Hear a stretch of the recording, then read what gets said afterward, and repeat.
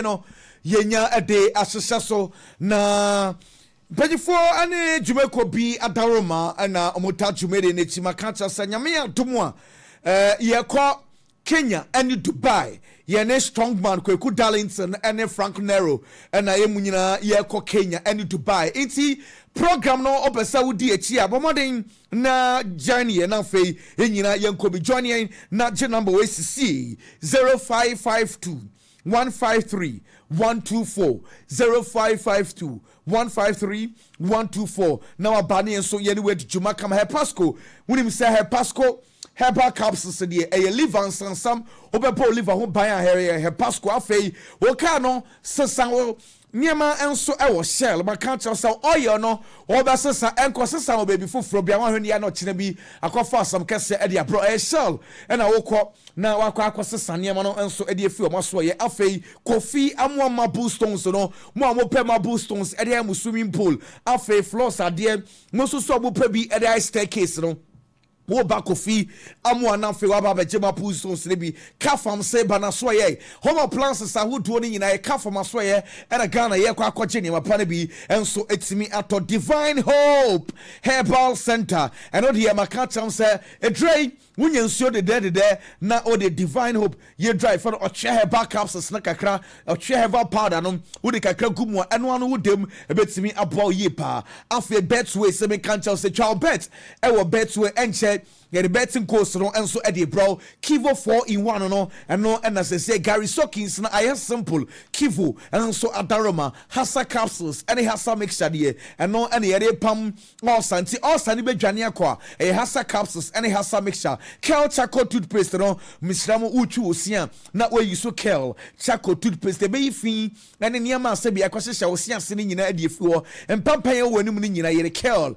Chaco toothpaste and air pam Solac mixture o de poa atiase wa boso empampan e wase wa menuaba wedro e Solac mixture filo milk no say ye no milk keke ye fa milk nye aduane keke e ye filo milk e na wo kwa akwaje Vema Plus Company Limited e the Prostavite capsules na e di aba o say wo junso na wo chimu asa junso na etimi aba mo junso na moja enemu no o prostate sansam na ye Prostavite OP wallpapers can ha obeto wallpapers blankets are what 3D wall clocks a OP aswe na oba 3P garlic mixer no mo ma kese abro so wallpaper o so te o so sugar level no kwa na air costro and now so say what's se che o na se etaye tititia a 3P garlic mixer and I come for edi amao extra comfort foam no and also the macacha students are what mo king size queen size mattress die a extra comfort foam na yen so ya mattress ni bi na oba beji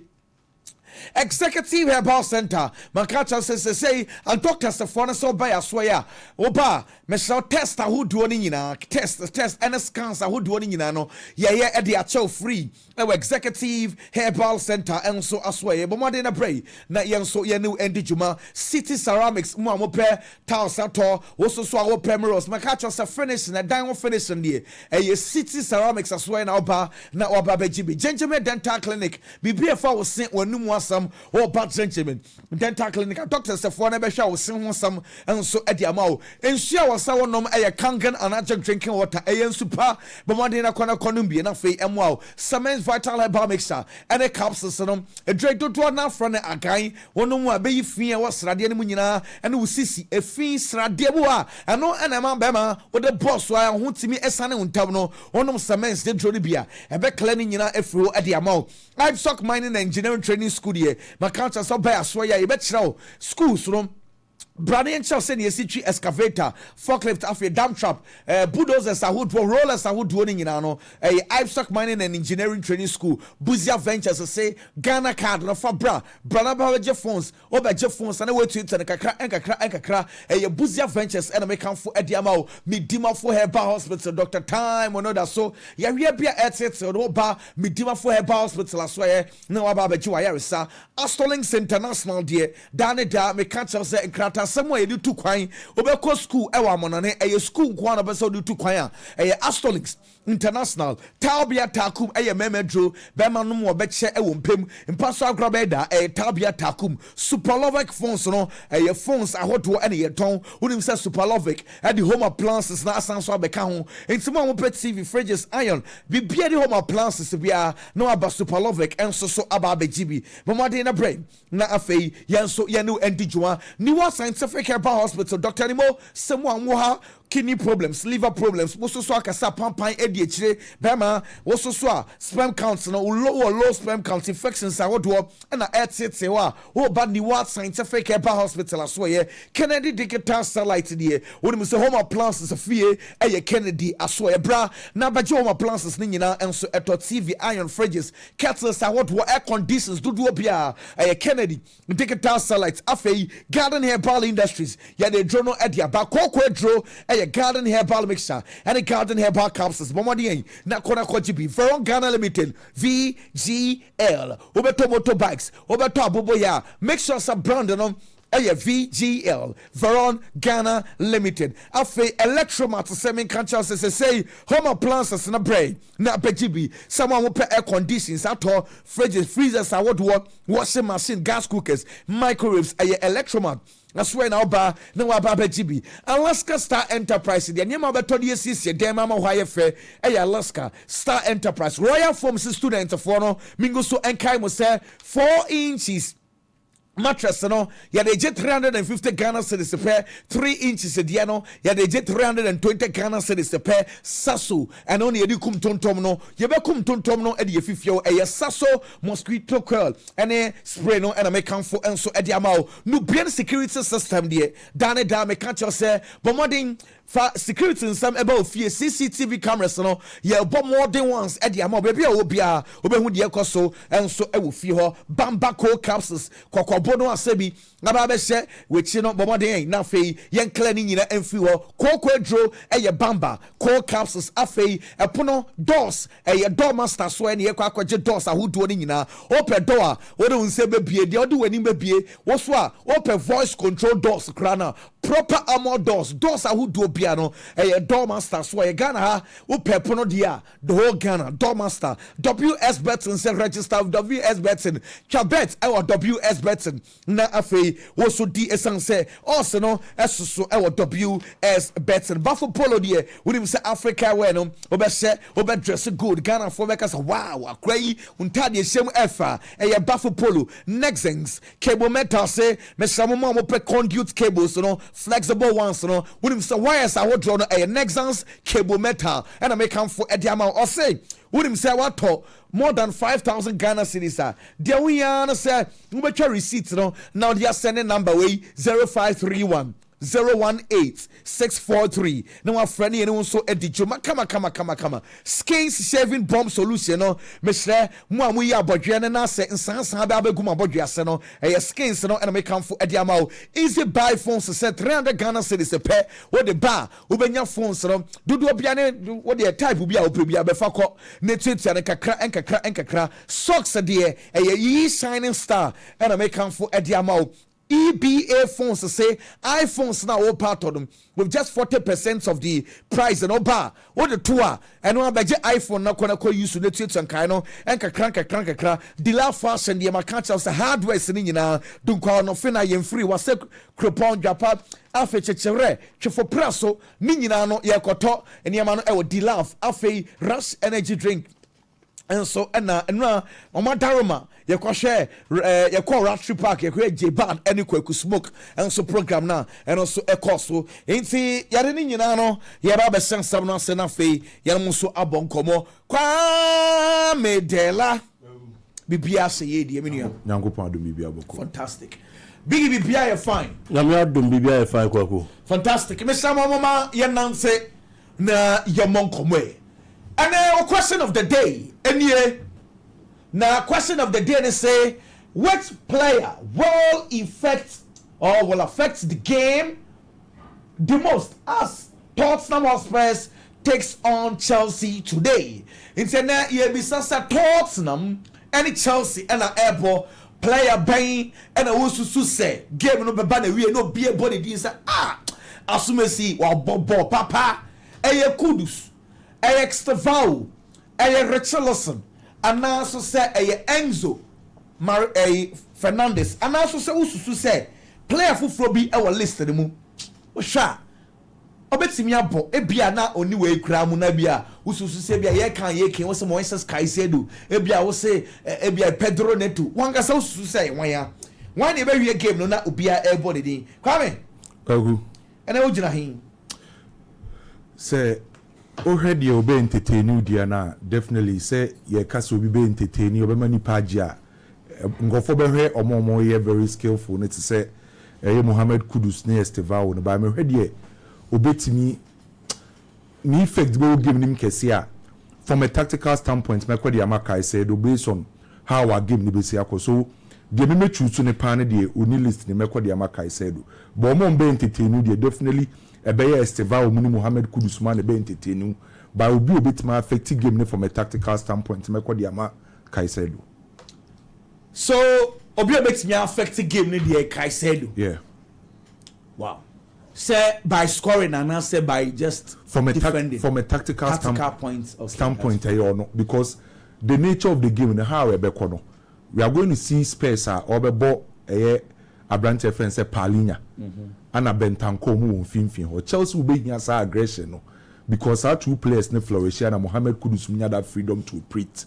So Chelsea be here will be able to make this aggression, this physicality in the aba. So say who probably a bit more affecting game the most do a bit more protected the back line for Chelsea because definitely Spurs be attack it.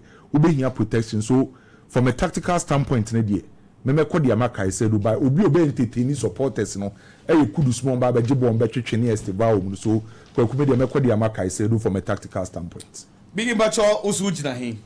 Koku Majidis the spotlight, the attention is going to be on Mohamed Kudus. Kudus because Kudus is that kind of player who loves the big stage. He always wants to prove a point. He's that fighter. Opportunity kesiye, platform kesiye. Now actually we are seeing now. Actually we be asa onu Kudus Mohamed no onimbo ne bo. In the big games are Tottenham aba niyama kon kind ya mo munyina no.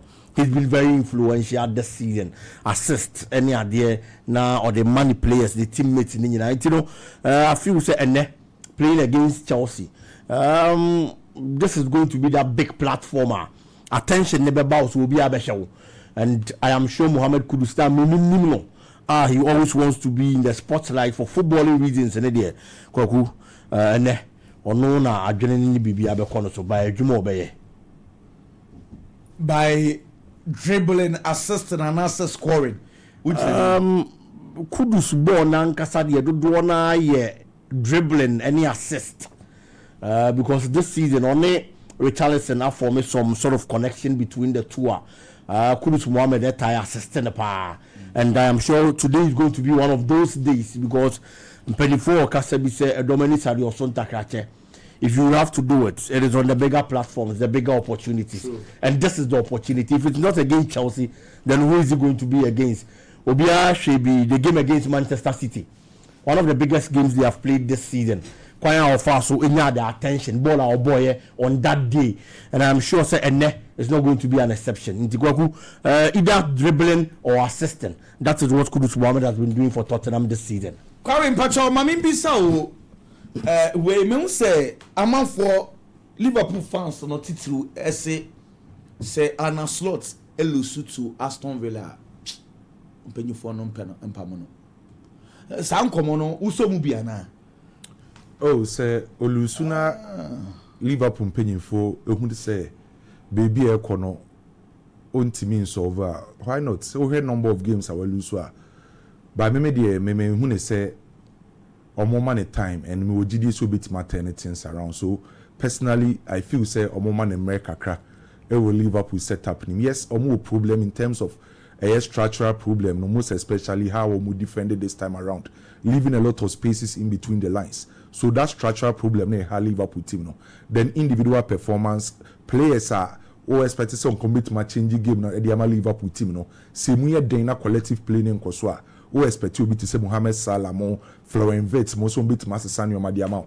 But this season few players spend away Liverpool individually on performance also iketi kene so boost limo. So apart from say coach no structure no nyoman ko ye individual impokra no nyoman ko ye then mentally so no omo ye drained.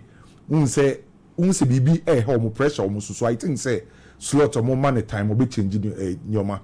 Comment so when and I make us say Oman Kasam penny for no etnat no more analyze say ya bought the last 7 games you lose 6 and now you win back. So Aston Villa Babe saying yet nasi analyze it slot ya be ya man the time no untimi ends sanyoma why not say if ya pamo slaughter based on games now we lose no bit imagine so the apamono by me the me when say omoma ne mbeka ka bit masa sanyoma emrano ye Aston Villa, Real Madrid, Manchester City. Yeah, the ombe here win this weekend to build that confidence. Okay. And to me when say bibia hard drain there by me when say omoma ne time kakra. Mami ko Facebook na Ghana for and so much about question of the day na yebisa entry Kingsley Buama ewo Facebook or say the answer eye kudus Ansu Apple say eye kudus Isahaku eye kudus Kwame Stokasti say eye Kukurela and ono so eye call Palmer GH say the answer say Extavau any baby we give no bia be boni the Collins Mingsa mo kudus Kofi Kelly eye Kukurela Kojo Bright eye Richarlison Andre Pedri eye kudus into Ghana for go so much well Hart Zazi Chelsea fantastic na Abdul Hamid say na Liverpool for nyabotre who here so mo be dwendwen say bi be pamo papa ye freno ana slot me so me answer Mohamed Kudus no na obebo papa ye freno Robert Tab Francis Kwesi Ba Mohamed Kudus well Kofi Blessing say Mohamed Kudus Francis Kwesi Ba Mohamed Kudus Amafoka Kudus since her name say Kudus no kofo ehwe onim ye pa bigi the ana slot conversation no ujina himfa Goku for me results na aba so far no 7 matches were Lucy Bako 6 or win just 1 nti should you lose against Aston Villa now the woman and say Liverpool team no in the last 8 matches Lucy 7 and now win just 1 and we shouldn't forget last 4 Premier League matches we're losing in way back and 5 Premier League matches consecutively we're losing in a sackable results but the woman say we are being over expectant of the Anslot performance because of what he did in his first season. Of course, yeah. Last season and but this time you obey last season in Tino. If you say this season, so you get the abroad the last season so. But I have found a reality no air catch and slot. And I feel say based on at least the last season nature say after the reality. No one want to be shene dia and yama best sana yama koye dia ma Liverpool. Until for me I'm found say results in koye.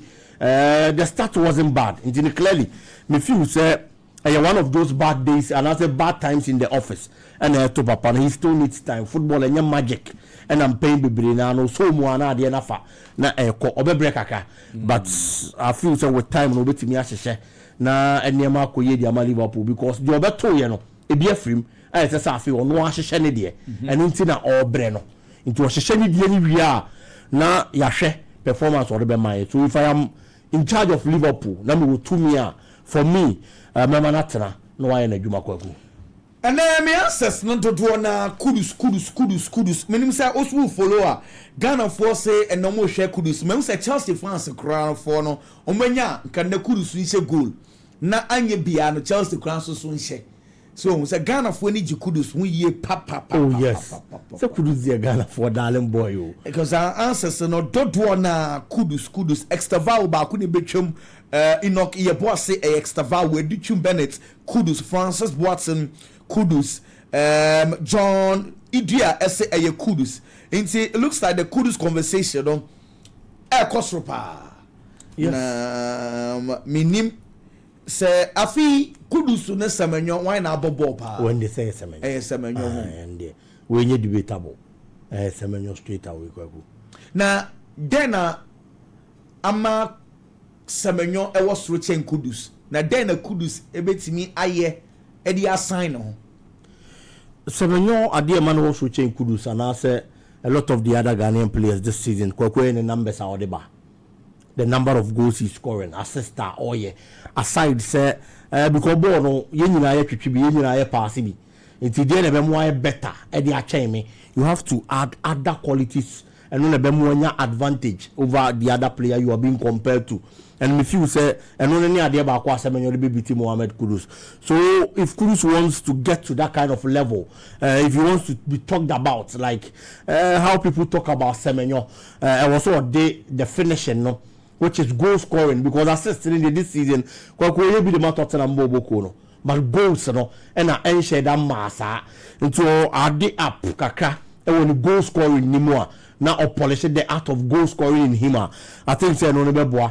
Ediama Mohamed Kudus. Well, anyway, come say Ghana for Kudus no any the act of goal scoring, any given numbers, you know. Are we going to see that in Kudus? And I say because I did be uncommon about 3 years in year Kudus man numbers, numbers in yebehu. A bit depend on Mohamed Kudus nankasa. Okay. And a road so I the amano was personal. On say Thomas Frank amano that freedom to move around and on ababe the focal point for airspace. So mostly airspace team na Mohamed Kudus na no obejibo because of an ability to protect the ball and dribbling skills no. So anytime you are on the bejibo na try so bit me beating it opponent nipa 1 2 3 creating space for the teammates no. So onona kwa a player born in Ababa Bijana, so not necessarily so on Ababa goals in the ball. No, na so who game this was space game be through. So a Bejina Thomas Frank, so then a Bejina Mohamed Kudus. So, but I believe it's about time I was say Mohamed Kudus obey me Eddie goals in a kind of game who be because the moment our goals in the Babaka one, the Baba Mohamed Kudus mu ayidu. Obi enim say born Mohamed Kudus ni bo. Entwetwe no onim bibie by the end Baba mu ayidu say ni nyina na e goals. So Mohamed Kudus be here goals no right. Say ebe kan ball no ho ebe saba ni mu asa you because they say football no say obo na asa our numbers are a project very well so obe here numbers no be here goals no asam no waka no ene me kwa na my last question Kwame you can say for Kakrato so Chelsea to get red card obey because when someone for say Chelsea to get red card ko fun kucha say at the current nipa do na beka sa asem ne say the rate na to so no so the moment album say be a repeat be brain no obetime nyamugidie say the likely will say betime si no e was so when so be see Chelsea to get red card the possibility no was true because of recent events the to Chelsea say omotai be oh there be Biggie Chelsea to get red card na possible na ubetwa highly possible say obo the last 9 matches now what the 6 red cards. Now the last 7 matches, what the 5 red cards are. Highly possible that Chelsea beating me the red cards. It's our trend in the following quarter. Okay. Yes, you know, highly possible. The intuition. I bet you anyone for Kakram to watch it means in the quiet cry. Maminko, I'm on an example now for young Kobon journey with television. Also, Lawson TV, our Facebook, Lawson TV. Now, so I join enough for Common. Yes, so yet, I'm always saying, Mammy can't tell, sir, we can be. For 2 quarter James at time no assessa in planning here and then English Premiership games no ever started 3 p.m. Brighton and Hove Albion and Leeds United ever Burnley and so any Arsenal ever Crystal Palace and the Brentford FA Fulham and so now Wolverhampton Wanderers ever FA Nottingham Forest ever no miensa Manchester United and ever see a kind Tottenham any Chelsea game no 5:30 Liverpool and so any Aston Villa game no 8 o'clock and the games because so our English Premiership and Spanish La Liga games Villarreal and Vallecano game no 1 p.m. 3:15 Atletico Madrid and Sevilla Real Sociedad and Atletico Bilbao after Real Madrid game Valencia game no because so no and also 8 p.m. and the games because so Cremonese and Juventus game no 7:45 now we so planning Bayern Munich and Bayer Leverkusen game no 5:30 and then games because so Paris Saint-Germain any Nice and so game about so our French Legano and also a 4 o'clock nyame atuma or china games about so Sunday Manchester City any bomb of game no a 4:30 after Spanish La Liga Barcelona any out game no and so a 5:30 games about so and so and no yam common fee you know when do come somebody there go play nana and also our now when him say Papa for Ruben Amorim and on Sancho for actually bisa the questions be kakra say Ruben Amorim and say Manchester United air popola yenta hu some more pass ball from the back sir and can Andrew Nana away or J-Ball no na Harry Maguire BM na Matisse delete BM na more pass ball from the back ni eje ni ehyamu na man for complaining na say the Senel Mans by ya tum na edim na ada Manchester United ada na say long balls and kwana muboi and also no on one coach or believe we said they be one way no or say a person possible from the back na say nkofo change na Manchester United defenders no so or say no one say we goalkeeper bobo ni first team essence or say our Benjamin Sesko owa kunya betimi afa ball no mobo ball no so tuma Brian Mbuemo so betimi afa into say danger na as I said the piano we are doing so pass ball no from the back into say on there or yeah coach ade here na say goals na bawo inti say wo press the bebre wa catch the goalkeeper na say long balls na there etom nko na possible but ball no enso FOC ma no ensama Ruben Amorim enso eka wonim say UEFA for one basam esansa say ya drag UEFA for at the call Switzerland court kese ni nyina no say na papa in fact nkofo bi om fi Chile omo sports consultants na omo say omo sa UEFA Champions League format na ye use no UEFA for be hwiaye omo be hwia fi omo ho na ni nyina no say omo so omo no omo copyright omo ideas no 2006 na 2013 no omo ko UEFA for aso ye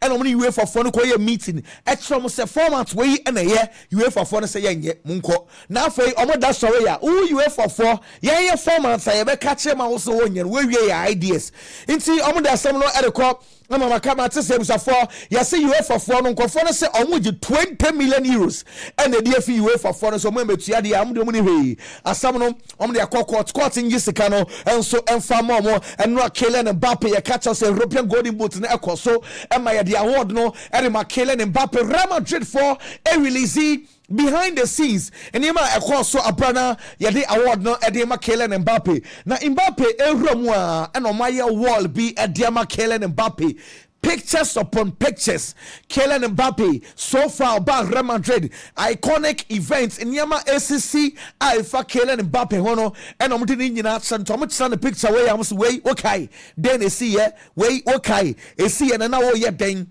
and the Kylian Mbappe share the story behind those pictures and all and na enya sam ketwa and yema kese omo ye de ma Kylian Mbappe make Mbappe so wonim say no Spanish La Liga player of the month echo ede ma Kylian Mbappe Ballon d'Or player of the month and so echo man nti no awia no kwa hat-trick of awards ni nyina echo ede ma Kylian Mbappe no owie ye and on Madrid for media team no edin komo no ko bi sanse me bisa won sam kakre sanse award ya Gia say obia Emma fancy Cristiano Ronaldo on and emrebi or GB Edman Real Madrid. Now, Opesa was set pass, Opesa was shot the Ronaldo, and also question where the the answer at the money. Name do bet me can say, Obia himself about Real Madrid, not about goalsa, the benchmark cannot a Cristiano Ronaldo. Name do bet me can say Ronaldo Espane almost 9 years our club with one buyer after which 1.5 years since on to be found home to Ronaldo. Name do bet me can say, or person one Casancasa echo one path. Or yet your no aye or ya na dachi bi sabubo Ronaldo di anama bonidi e de abatan ho on person be compete with Cristiano Ronaldo and I'm okay yate na say yetanwo sa woni adagule mo good partnership pa and I say ono the adagule no and surprising the back Christian say adagule no oni born boss boy ni talented ye pa no say so pass ball no de ma adagule otimi touch ball in the way or say the entire Real Madrid team no and supporters obia pe boy na some it is otoko so ebo ball na all ball na dache obebo ball cratching say ye see ehu abranse for adagule no and on be sansa wo so no wo dream say one day golden boot no betimi agye ana ono say enokre wo ya akwada no ye striker de bia wo press obese goals nti normal say ono so ebe press da chi bi na obegye European golden boot o say gina wache no nani enso agye ye pa eno ensemo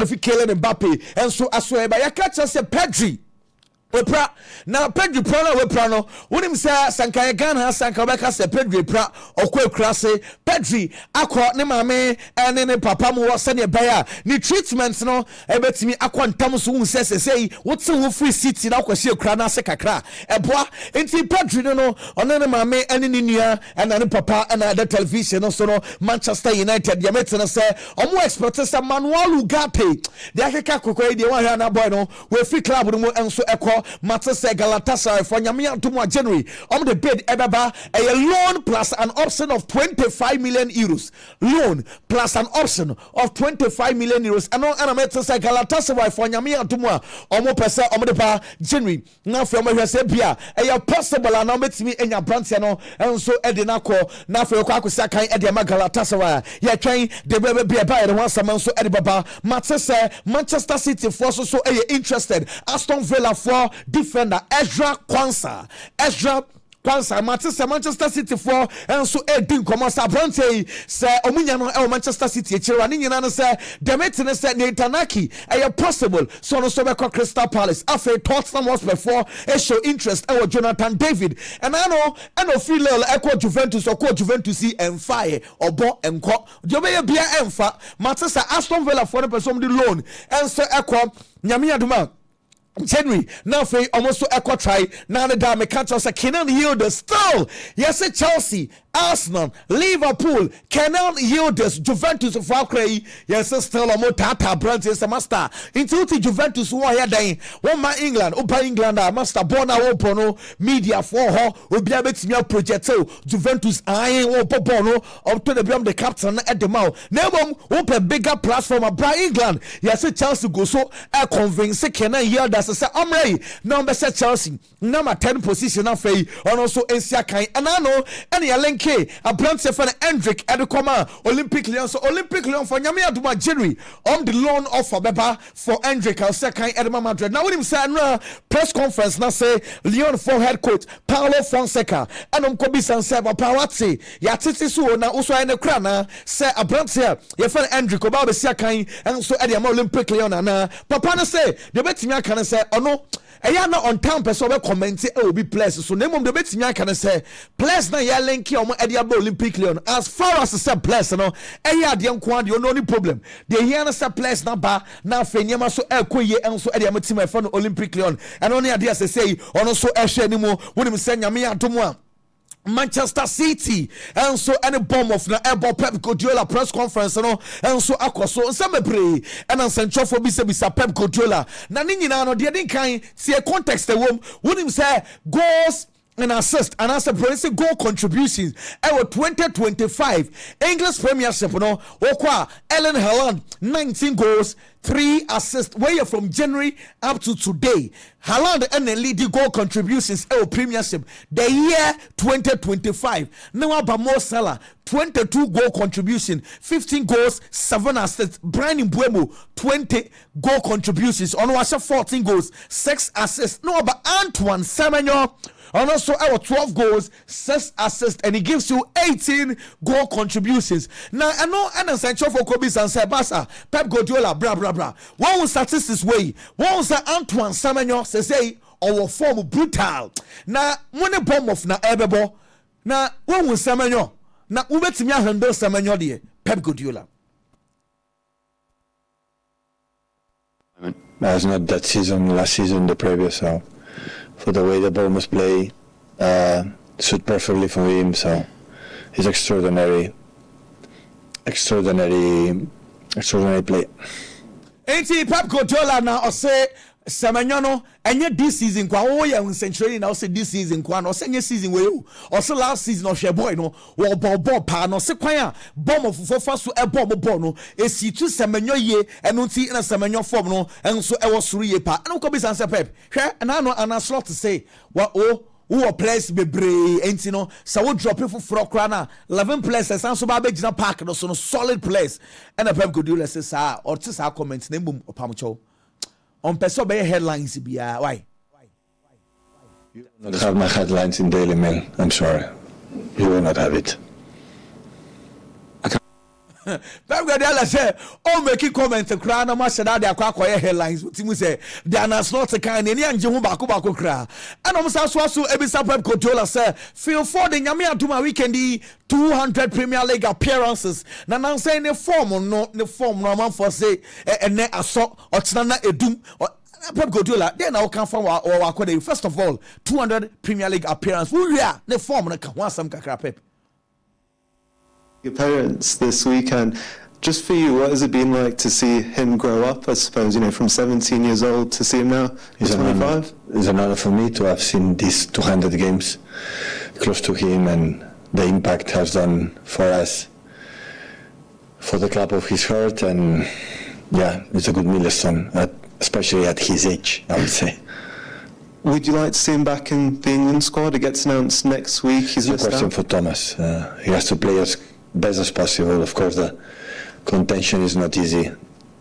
English players are fantastic in his position. There are a lot, many. I have to play good every day, and after Thomas will decide the best for them. Enti I was full for the aya na ho say oyere ne ho yia decision ni nyina wo coach na wona fei Thomas Tuchel ono so be take decision yanto so na fei yanfa de also so enfam from ko Chelsea na yankobon komesan say Chelsea nyame adom a and na Tottenham game na nyansam ketso from ko bam na yankobon komo Chelsea training grounds and na enyama ko so de den kan plus no coaches no e mo ko gym kakra na kopete na de ehwe sene ampomde na besi akọ enti eno coach no ema wo gym session no eno ko park no so enso ekoye trinte gym no hwa we learn extra vow no peja na de enti eno ajawa to peja na de no master mo mpom no enya den ye pemwa na ewentimi yanko enti eno training no ana etwaku udwane o television no so Lawson TV e wo Facebook Lawson TV o television no so na Chelsea training grounds ho niam na eno so etwagu mu ye na America to no a tututumika ye na fei passing game no so ekoso nti eno Chelsea training grounds and no so etwagu na onim sa make a game no wasam na eno John Terry akwakan bia ma Tottenham for no obubuafu brutal master Chelsea and Tottenham nkan de na emom untimi sebi ending se hunu sa wate wo John Terry be say kire say omoye program na wo John Terry was send voice note dia komo omo say omo mbontie ya wo John Terry say Tottenham for they invite us to game ni bi game ni Ghana time 5:30 we say Tottenham for they say bra game no 5:29 pepe na Tottenham for they say oba on do be call omo trophy cabinet wo on kwa kwhwe omo trophies no say ono kra no 1 minute crazy 1 minute okoya abesan so aba behwe bo ni bi obeza che say Tottenham for they dwa brutal ye tie John Terry asemo kan about this morning O'Hara. Even using those two words together, Spurs and globally, should never be in the same sentence ever again. Mate, they're still doing their pre-season tours around North London. Absolutely ridiculous. Also, I've been invited to the game by Tottenham the weekend. So it's a 5:30 kickoff. They've asked me to get there at 5:29, and they'll say they'll take me round the trophy cabinet and they'll have me in my seat by kickoff. That's how miles off it they are, mate. Was John Terry asama and John Terry but always out say we don't do stadium war 5:29 now court trophy war o ko bia Tottenham was before trophy cabinet war less than 1 minute to betimi asa akwa aba behwe ball always out say John Terry as mo kama Tottenham for na dwa brutal as master we penyin we di agora na yes so serious we asamba to o yanko Arsenal sober training grounds one afei yango hwe de yakọ so Arsenal so prepare nyame adoma Burnley any Arsenal na airport over the weekend and in fact Arsenal for training grounds no omukọ Mikel Arteta instructed players no say answer be start training no players obia gym straight to the gym. Munko peja na de kakra na hwa de enti anu Arsenal sober training grounds na plus na edru training wo budru ono na fe ye gym sections kakra na bi so eye legs kakra omu ye na Mikel Arteta instructed say ye dia obi an straight yenko park no so na fe yenko shooting drills kakra ti Arsenal training na niam so etwagu onti over uhwe Victor Gyökeres na peja na de we no em ko park no so ekotnit no mu pom say Arsenal 8 consecutive wins eto so sa form no e wo ho bibia bakama ye hwe no say Arsenal game no no so ebetimi akoso de beba bia ba ye de 17 so e de beba wunim say Lamine Yamal confirm say efie na ye ka say akoto e de efi Gerard Piqué and Shakira omu old house no akoto no say finally Wato ewie nemom one ne cousin Muhammad Abdi ono ena kwakwatena ena na down for pie for the Schwab omo mienu ena kwakwatena edan ni mu enti say enipa miensa ena kwakwatena sa dan ni mu na fe o madwedwo mo feel good say sika ofie ye what I said nti Lamine Yamal enso ensam no na fie ne de onya atone kama Ruben Amorim na sanchofo bisa sanyame atomwa January Manchester United at top place ana and also say de ebe din so betimi kasa Manchester United ebe top place nemom jonim say nyame atum edu January place ni bebre asta say eye complaints so munya boni bi mbo nti onim say Baomes nyame atum edu January place ni bi beba aka say omunya boni bi mbo nti ombeso mfi club mu and as training is okay question na wu kekan de ma yambisa wasam Kobe Menu ono so ka hu bia na the situation no adan na my boy no embo ni bi o se Kobe Menu do betimi aka no say ye kan and Manchester United ewo Europa enka betimi rotate squad no we bo kakra no we abo kakra o se say one game every week you about one game into just imagine or say about na wait me rotate into as a Manchester United anyone me a season way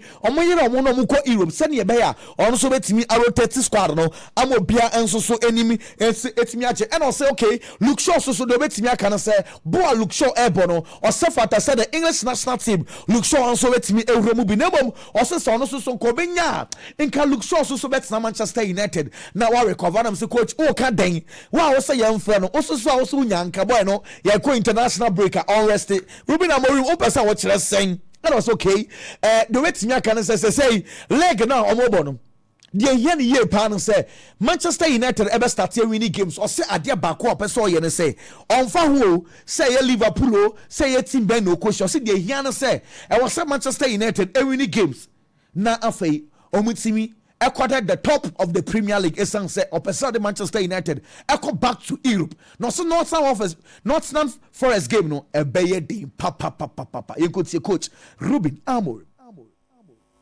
care less about being up in front of Liverpool. I think the fans might like yeah, I know, but it's not my way of seeing things. I just want to win every game and to finish top of the league. I want to be in that position is to be the champions of Premier League, so I don't care about the moment in the table. This is going to be a very different game. The environment is going to be different. We struggle a little bit to play away. Every play that Nottingham do is going to be. See, Ruben Amorim and so and someone also I can win him or call Manchester United training grounds.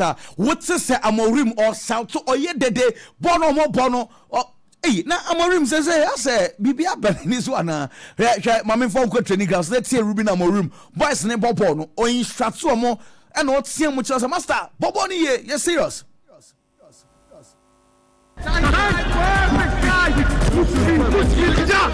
Put speed on the ball! Put speed on the ball! Yes! Good! Play! One minute! Bring the ball in!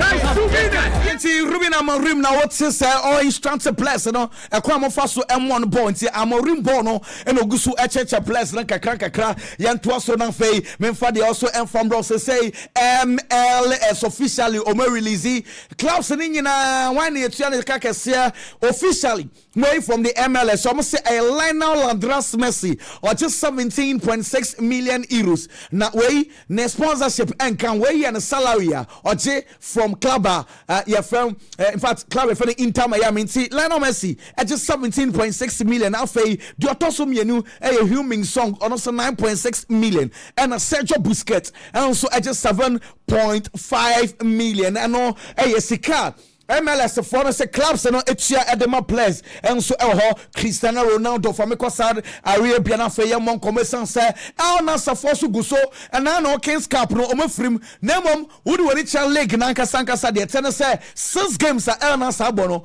omawini 6 ni nyina so far omo 18 points El Hilal etoso mienu our 17 points El Hilal krano wabo one more game ahead of El Nasa inti cup game no enkoye nemom so far league games no Koye, Joao Felix, and I want to say Joao Felix was 9 goals. Our Saudi Arabia league, and Ronaldo crowd was 62 to say. And Yama Koye, also our league no more. Ain't it training na Echoguna, or we train to say, and it's here be Biao, Yamia Tumwa, weekendy, El Nasa, Ronaldo team. And El Faha and so Ebesia Kain and the training grounds on Yama and so Echagu and now Rafael Varane and so our Real Madrid training grounds. Ningina so call eco motivated players and Yamia to my Madrid and so and Valencia and Asia Kain Rafael Varane and so I don't know Matses and Yamia to my game no or no so Ebewa Senafi Waka supported players no Senna Lemans goalkeeper and so at Manchester United no so Matses and Kwafo say or no or your Peter Schmeichel or so Pamucho.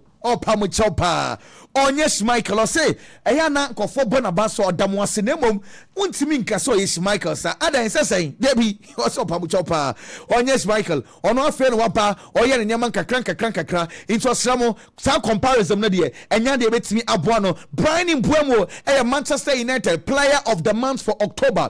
Player of the month for October. Echo Edima Brian Mbuemo goal of the month for Manchester United. Harry Maguire and Ano goaler. One also against Liverpool no and penny for and so sago no. Yabaka say Cristiano Ronaldo and PS Morgan interview no and check next week interview no because minimum Demetana say what him say interview say elastic 80 minutes 1 hour 20 minutes. Hey, and you jafo and some the obeka be papa ain't he trying say interview no and so ready De La Fuente Spanish national team head coach as nyamia tuma efiada and a Spanish national team call up no also at the list na baba Aaron Ramsey former Arsenal former for Danano and adubetu just okosia kan Mexico Pumas who him say wa terminating the contract essence so say ninje na dan enema Ramsey ninja o say na no ne kramaya ifa na halu wa yera krama na yera wa bohu de rose wa obenya sa krama ne dia mane bia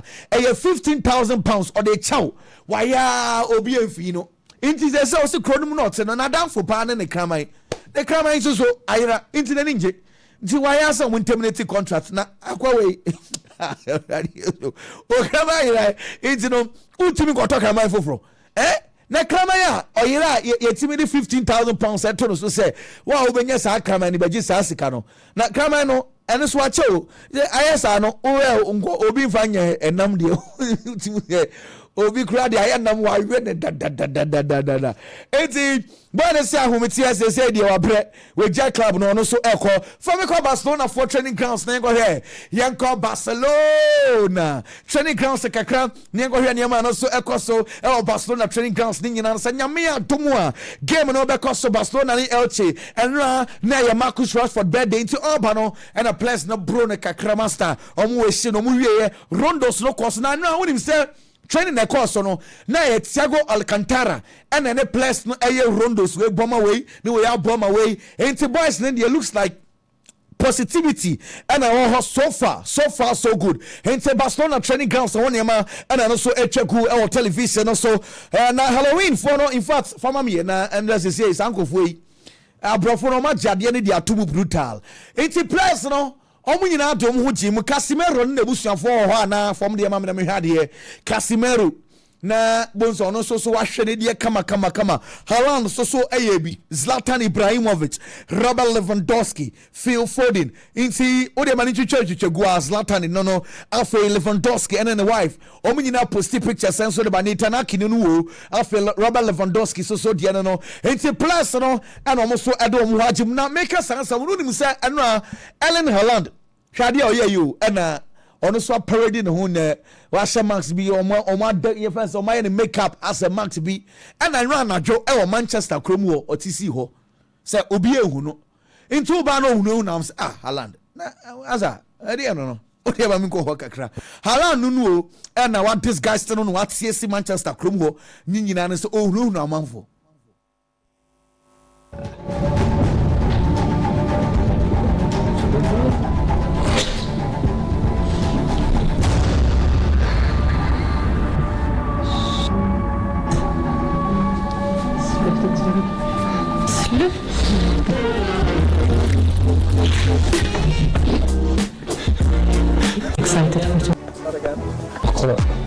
Our first victim is here.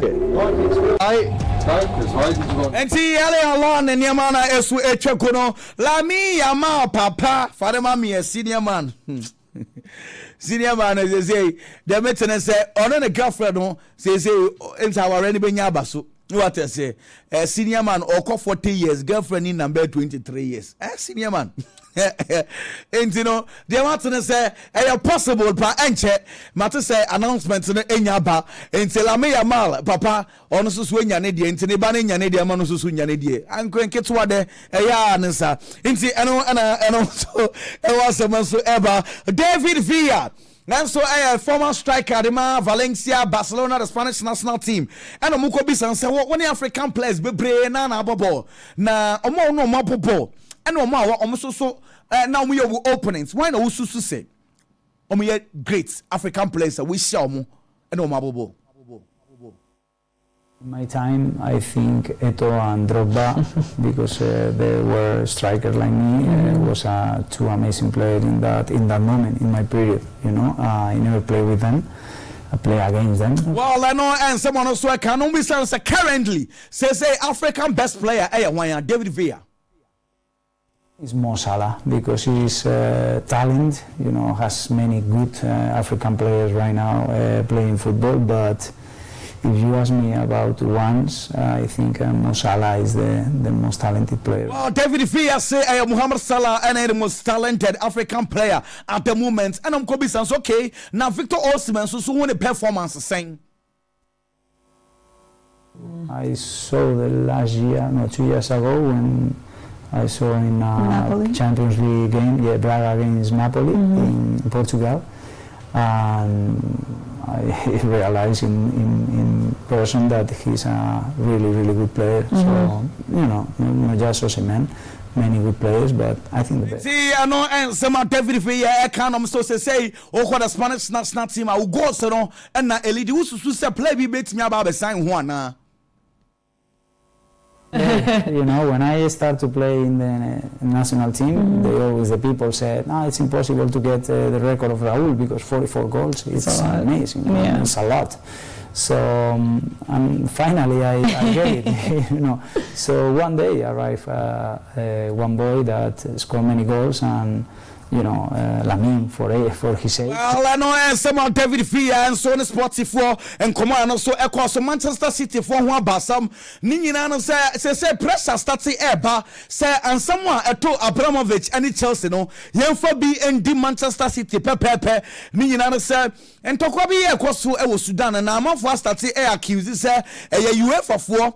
In fact, UAE for na shishase na UAE so de ye kan now Manchester City penny Mansour ono and he says more as a vice president at my UAE say omo na shishase e ma say ye kunkum amanfo enso e wo Sudan UAE for say omo nka ho there be amanfo say there be mo ka ho enti say omo calling to investigation so omo hwehwem say no crash say UAE for na shishase bia they to Manchester City but they to Chelsea any Abramovich Abramovich na jene club every ni sem no yenje Manchester City enso so every free Mansour sem esan say Manchester City omuntimi enhwe amasa de ni ensim yenkukum amanfo enso e wo Sudan up to now UEFA for enso enyanya investigations dem on dem etene say UAE for na dia almost say up to now do betimi aka e de che wiase ni nyina so obi any evidence bi a che so omo e na hyehyehye sansam no enso echi enti e twan pending investigations de be bia no e ba ye de ho asam de baba Manchester City for ho be kire omo ana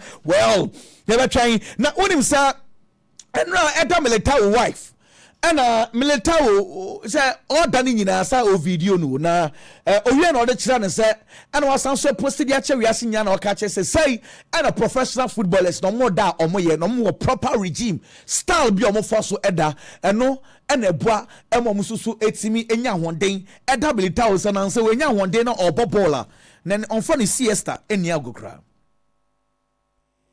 E 10, o noivo. Vou tirar uma sonequinha. Não dava, velho, 10 minutos. O começo foi dormir, cara.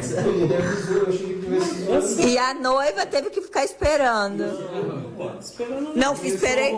Começou a arrumar. Você say football as girlfriends né o moyero no more hardin o fio. Enye ya no uma video plus no de aba beto abonti. Wonim say eno a Vinicius Junior so girlfriend Virginia we de. Mo mienu say no mu si dodi omu di do no too much. Na anajo no na here Virginia posti say Vini adawo ya Vini so ye odo ya uja for there Vini dem pemu a ne girl e video ne dia bare onyane no sresre Vini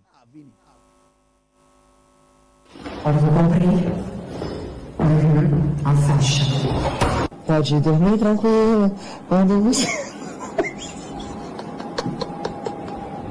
gostou? Vamos jogar amanhã assim? Isso na cabeça não, né? Não.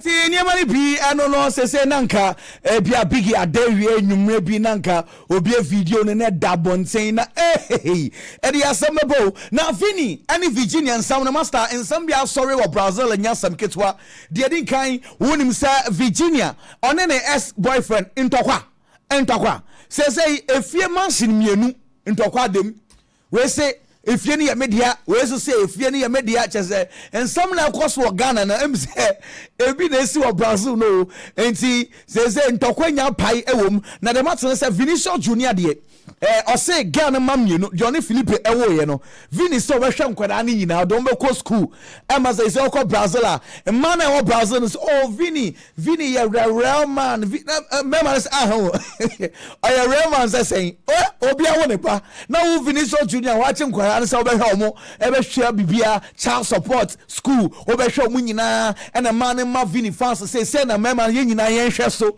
ne nsua Vinicius Junior bigi wo be sua say remember obi ensua Vinicius Junior esan say oba ye won say girl ne wo ma also be hwe ma ne nyina me kra de me tin say aside mienu na oni Philippe no san so ba akofofo baby o nti ma ne ye ba miensa say Vini so be ne nyina odo chelasa Vini o he asebo nti ehwo amasam afa so Batista Virginia say abra na oni Philippe ewo ho no enyum Philippe boy ye ni nyina no ono so deserve part of the royalties say aware yenya twam a ejapade ne se ye che into royalties so yo mbeche into asam ne de keka koi courts e na be kire courts e be papa nsem no mo into say asam no atokodo we kai we ni we so e ka we na Philippe say he wo Virginia wo akwa nya Vinicius Junior nti fu se na Vini na amanfo ehelu ada me so se bi me ho tan na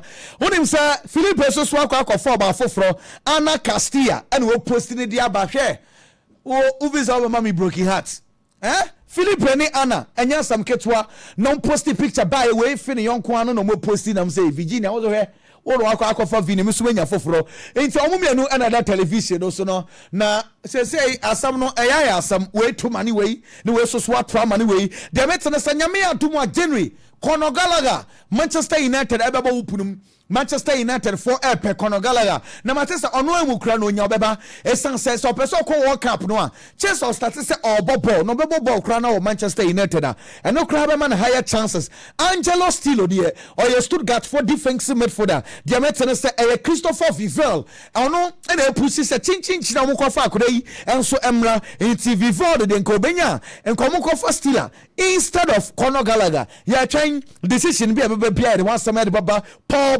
ba enra omuye training ono so akwa akopra na chese wenye ankle injury nya de obetime sia kan against Paris FC make up Paris FC nsam no wunim say okwa Paris FC omoso mpe Golo Kante onya Saudi Arabia not in for so bi eni so omra number 2 so enso e Paris was say wenyi enti the last time all free France wakwa na owo kan ya no be 2015 inti wakwa nanti bia eye on san so mra ne chi na fei on be to so enso enfa ema omo Marcus Rashford and run fie after training ne ma ene eja ne girlfriend mo kakra omo ye bibi enso edman ne birthday no na omo da na se e we she happy birthday edman Marcus Rashford. Birthday to you. Happy birthday to you. Happy birthday, dear Uncle Marcus. Happy birthday to you. Well, no, and someone else appear few up. Victor Pereira, Wolverhampton Wanderers for coach master on the ball now so to enter kratie. Say papa said home mate. And yeah, also Obreu, also Sorano pa or Jane Wolves so sa. And as I say, Wolverhampton Wanderers games on my ball, about 9 games, 1 win in Kromunyebi. Wabo draw 2 elusu 7 or say obre inti amafo nya boche enye say bia onyen club no so or try so be find solutions me te say weekendi anko ya Eric Ten Hag o ma start enemy di komo Kolo Toure so papa efrimu okọ Ivory Coast mate say wasan so return back alba no aba be adwuma e dey Manchester City Wesley Fofana Chelsea mu defender na mate say onu nko aye say o match na 9 times de bia or drive ya no coast speed one coast speed and we say we could nsemu no na ada nipa baako for baako 9 ada embanyi for say untimi ndi sebi nsem hunu sa enti na kopem in fact 2027 untimi and drive afei so 300 hours omra community service ya man capre da cross run pa on be twa dwuma de man na afi wa ba ba untimi ndi nsem untimi mo bi krom embe drive rough afi ye catch jai mako 9 times adai wonko awo giden we wiase enro so Frank Lampard amfa ni team Coventry unbeaten na no mo ye no enro Wrexham for 3-2 Frank Lampard ni so bri no say first half no hu say ade na emfa. So we lose a game. I think that's the thing. This team has been extraordinary for 12 games to do what we do in the Championship. Not many can do it. And then today we were ordinary in our performance. Levels dropped a bit. We've had a challenging week because we've lost 3 out of the back 4. Part of our strength is trying to remain consistent, particularly at the back end of the pitch. And when someone also about Mikel Arteta and Ochum says so prepare for games so see a best start game maybe and a game we are on the deal or say so no only anybody so on the deep na fei ase neni kumo gina park no so ase neni kumo kakra enti normally the oya no say ye bo game ni we a no we didi but see e be bo game and there be so be didi kura kit benye sa ahwedi ya na ne body no I weak. Time, like you were saying, you're sort of too stressed. I'm Spanish, and after a heavy food, a nice paella, I need a nap. so I can do that in the training ground, and I enjoy it when I'm able to do it, and it's one of the best moments. I'll almost say, say, master, throwing now, what to Nana Mokofa will be towel, me a Jeffrey Moonsem, no so no nimo, on him say to say insure, what I say, we could insult him, genome. Also on him say, adenta da ho na obi akofa na obi pa ho a utimi gifri ni sem sa empanyifo me kire mrenu mu nkire no because throwing is ehia no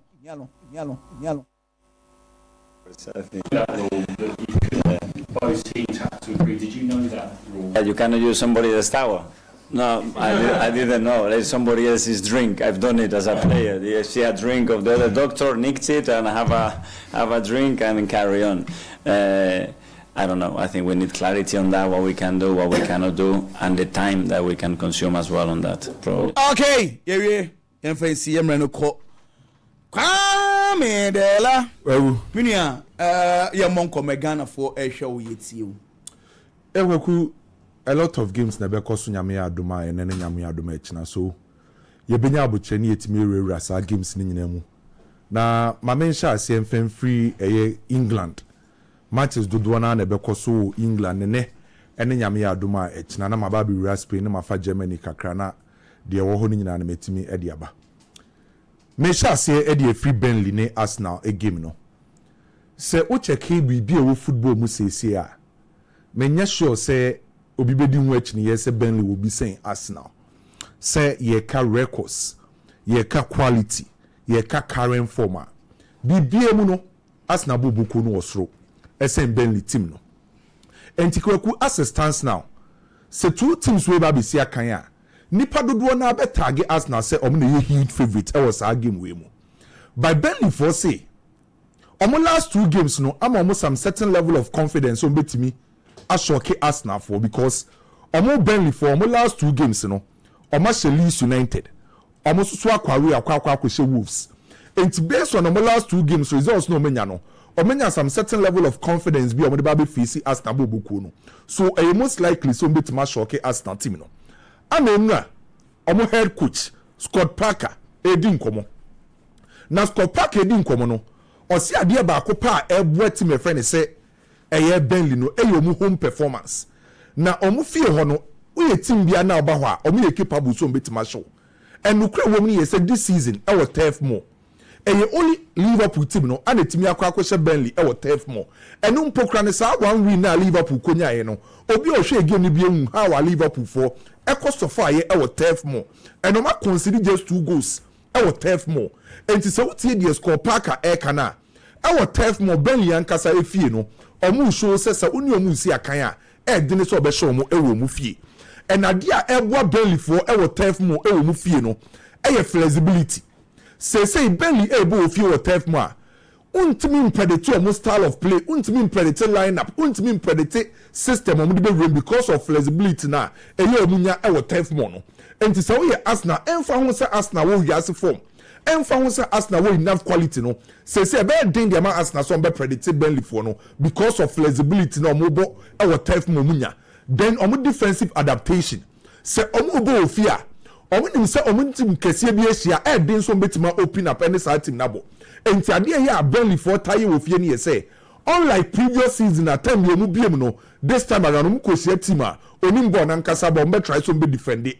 no ma catch you on the break no ma try so betima prevent you from scoring a lot of goals editia Burnley that's the reason why Burnley this season wo fie no o ma concede 2 goals and o mo counter pressing enti ye no ma miensa Burnley e wo fie no o mo dey hard teams na dwen eno ana papa defense score Parker esu be use against Arsenal by kwakunu kura wom ne say minim die ebesi e be ma Arsenal lose sa game we tactically minim die score Parker e was saying Arteta from 2 coaches no any obi approach no Arsenal every single aspect of the game Arsenal e was so bebre SM Burnley from the tactical aspect Arsenal e was so saying omo about the technical aspect Arsenal players nejeboa the omo ball ni ye no Burnley for ntimi mfa anya saade no so the technical ability of both sides no won say Arsenal for no so bebre say team friends say Burnley so watch the mental aspect say watch the month of October no etwem no obi ntimi say Arsenal on consider goals so we game mentally or your sound na dwemu do omo players the pressure eni omo so enti every single aspect of the game ni nyina e favor Arsenal boboku no so score Parker kasa Burnley for what 10th more omo ha adwen de but we gidi say game the baba wie no na Arsenal timi akwa akonya the 3 maximum point because bibi on football mu say no Arsenal e was so SM Burnley and me expect Arsenal say do omo ye in the month of October omo games omo boy no bi ntimi amfa bo anto omo team no playing against Burnley what 10th more no e away game me expect Arsenal win na Arsenal say keep a clean sheet so sa game no kwaku meko win e dey ama Arsenal ahead of a Burnley game na be ko so what 10th more ukopima Nottingham Forest at Nefie, no money Manchester United abo. Se ushe 2 sides here. Season in Kobebia. By Nottingham Forest for a use 3 different managers. Common sense ebechere will say. Ya born 9 games ewo Premier League. Nothing baku use 3 different managers. I chose a team no all struggle. Sankanyoma koye the man Nottingham Forest are. Omo use 3 different managers. And the assistants now. Club na efe ne Nottingham Forest na nkasa no omo obre and so what check omo 9 games omo bo in the Premier League omo win just 1 game which shows say team efe Nottingham Forest no omo form no enye so when they compare Manchester United there Manchester United in their last 3 games results no menya any omo performance no ama Manchester United for some certain level of confidence energy be say once omo last 3 games winning against Sunderland winning against Liverpool, winning against Brighton, no. So wins, no, any confidence, no menya no. And now when they compare Nottingham Forest form now, I'm Manchester United for GDB say this time around, on bet massa away, abo on preventing defeat even in a worst case scenario mpokra no on betima kwa akonya draw e Nottingham Forest fee enti se wo check two clubs now as it stands now meaning the padodo na be adwen say see a team a e wo so onya good results between Nottingham Forest and Manchester United boboku na e wo say Manchester United team no enkwaku ye say season ase no 3 managers are Nottingham Forest for you so no and Nuno Espirito Santo na obo back 4 no obo use 2 midfielders 3 up front now we use Chris Wood as the striker ana Postecoglou buy oba no bese sanioma kakra try say obebo 3 back ana you say Shondai so aba Shondai so buy no also so ara revert here obo 4 back ana use Douglas Luiz ana Elliot Anderson as the 2 central midfielders now about Danny Ndoye any abante friends Hudson Odoi e win so because say Chris Wood e injury ntino o use Igor Jesus as the number 1 and number 9 now about behind number 10 no Morgan Gibbs White say and no ana currently team my friends Nottingham Forest for use and must study Shondai ni first game about the Nottingham Forest team no ni game no nyano concentrated mu fullbacks almost central midfielders and mu wingers. Current Nottingham Forest boboku no almost style of play no mu fullbacks central midfielders and mu wingers.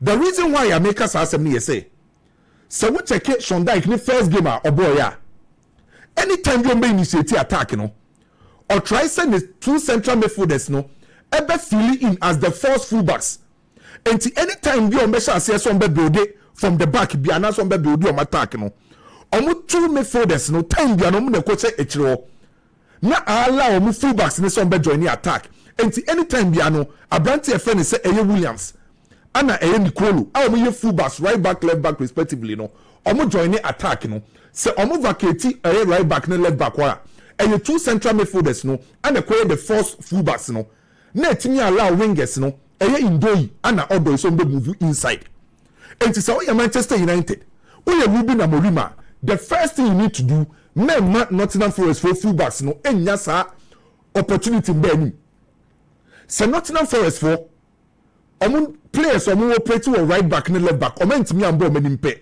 one side almost style of play because right back and left back Nicolo mutimi bo menima eno na Emma Ndoye eno na Emma Odoi etimi move inside akwa kage abente fence Igor Jesus so the moment as 2 fullbacks ntimi mba no almost central midfielders ni pokra ntimi as first fullbacks and 2 say almost system no so me expect say Manchester United and Ruben Amorim be make sure say the fullbacks of team offense Nottingham Forest who give no so central midfielders ni who give no so the wingers ni who give no so what means stop us at 3 positions and I say 3 rows where what killing Nottingham Forest boboku no and Nottingham Forest for omo biggest asset for mu use say and me expect will be na Amorim so be sadie no then the second thing who kosia Nottingham Forest for men fa wa adwin kosi possession so because omo so ni ball ne bo but there was so dominate you no say obo dominate you in attack no one start dominate you in defense and the teams are matching Nottingham Forest now teams are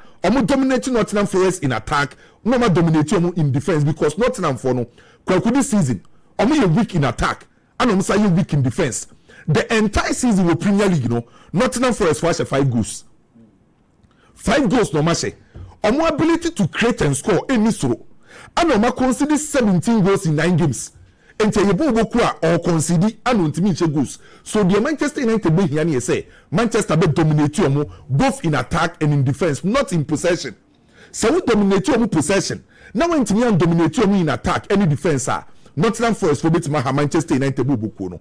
And recently when Manchester United abc Benjamin Sesko Cunha and Mbeumo the level of understanding no improve.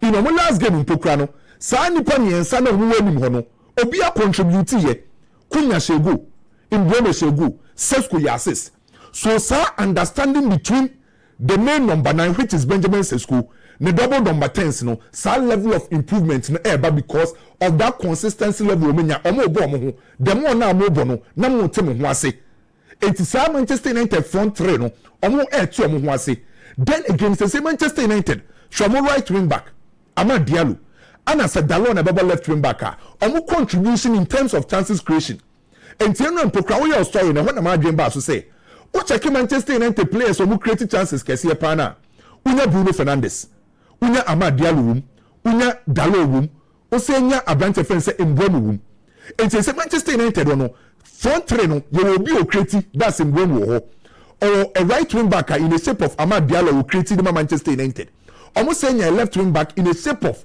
Dalot who created and almost a central midfielder in the shape of Bruno Fernandes or Sa created. So Manchester United level of creativity no kosro. And then so much say almost goals no because adia ba kwa na Manchester United pani say be creative by na goals nimba. By say Manchester United asha say almost goals no. And to nim say kwaku Premier League na abo 9 games no. Every single game averagely team and SG no say expected goals e was no Liverpool 1.72 averagely. The next club Manchester United 1.66. And Manchester United for last 3 games no almost a minimum of 2 goals. Obo against Sunderland no say 2. Obo Liverpool say 2. Obo Brighton no say 4. So Manchester United in their last 3 games minimum of 2 goals they need to be the 2 opponents nothing. The Manchester United be here say Manchester ebe clinical and how I say defensively omo perform no good for Manchester. So who defend here when we double number 10 no. Omo very instrumental the Manchester United off the ball. Mbeumo unable as the right-sided number 10.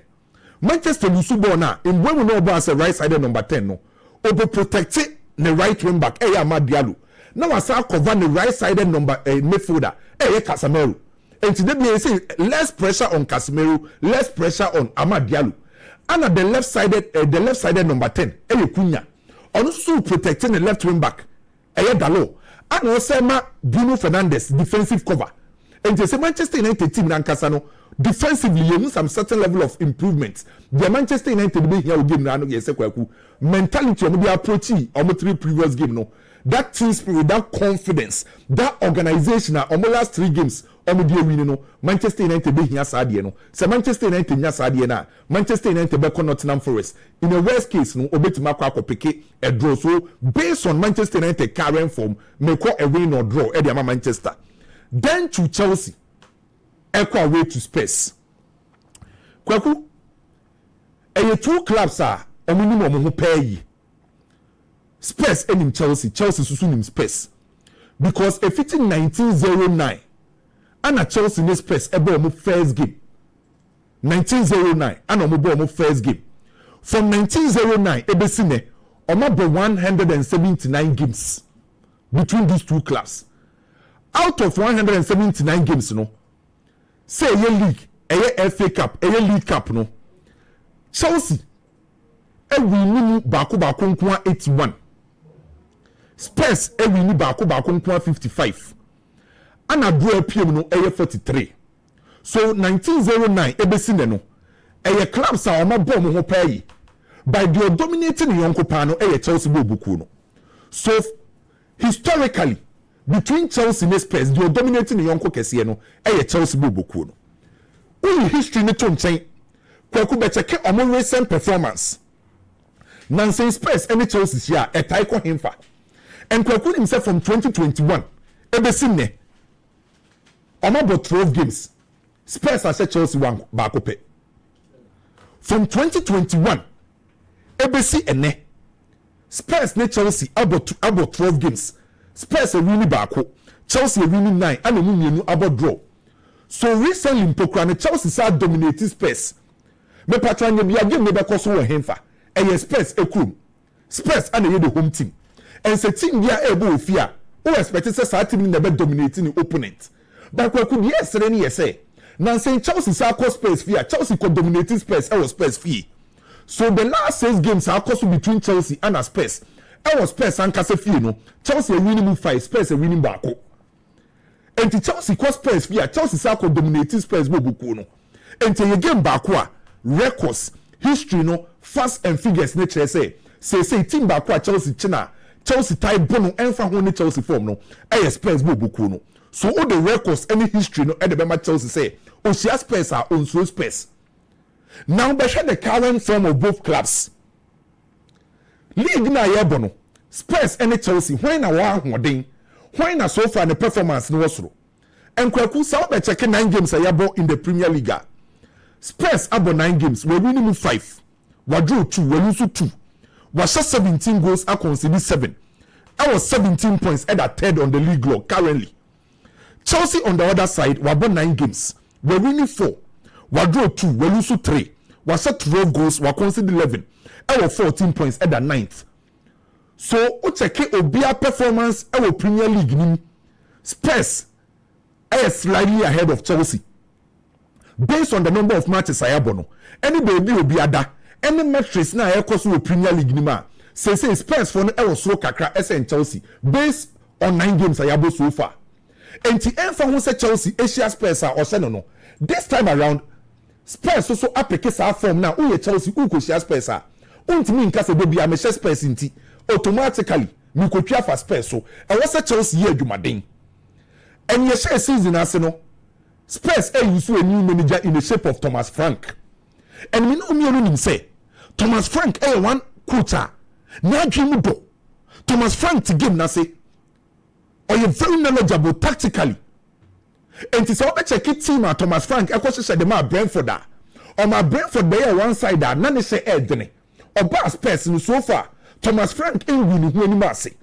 and kwaku Thomas Frank e bass Spurs no or 4 attacking approach or use e was Spurs go book nim o ye Chelsea fan na team ye de me be kan nyina be si o game nim Spurs equal Thomas Frank or attack here or 4 attacking approach de kan I say obe try say obebo expansive football obe use no weight ni mo and so weight no ayeni fullbacks and the wingers no mpacho eba ho ayeni fullbacks no and the wingers no and the side ne edeba Thomas Frank ne expansive football no obo no ayeni fullbacks and the wingers ne edeba omo be expand no their creative space the next thing up direct and vertical play entertain the either so be call long and also be vertical passes. That's the second approach in terms of an attack no. The third thing say obe overload opponent wins. The fourth thing so be use set pieces and kwakusani oma for we ananyame adoma Spurs for be sia Chelsea afi de yenya abuchani mbiem yi kwaku the first thing from Thomas Frank or send a build up nasia 4-2-4. Anytime be a Thomas Frank and Spurs this season be some build up na se no ubo send a right back Pedro Porro ne left back Spence omo biem ko wings ne mo omo biem ko wide ne mo because omo try say on be expand the opponent on be creativity no not then the 2 central midfielders Bentancur and Paulinho are close and what we on Facebook ni TV say no kwaku who say Spurs for every up 4-2-4. The right back and the left back no ma biem kese pa because omo try so be receive ball no ma be opponent ni team nim. That's the first step abu. The second thing you say on be try so be locate you full backs no. So anytime be a Spurs for ebejibo obia no the center backs ni goalkeeper and the first thing you so be locate omo full backs mpacho ko nim ba kuma me. So omo tie ball na was see a right back I was see a left back.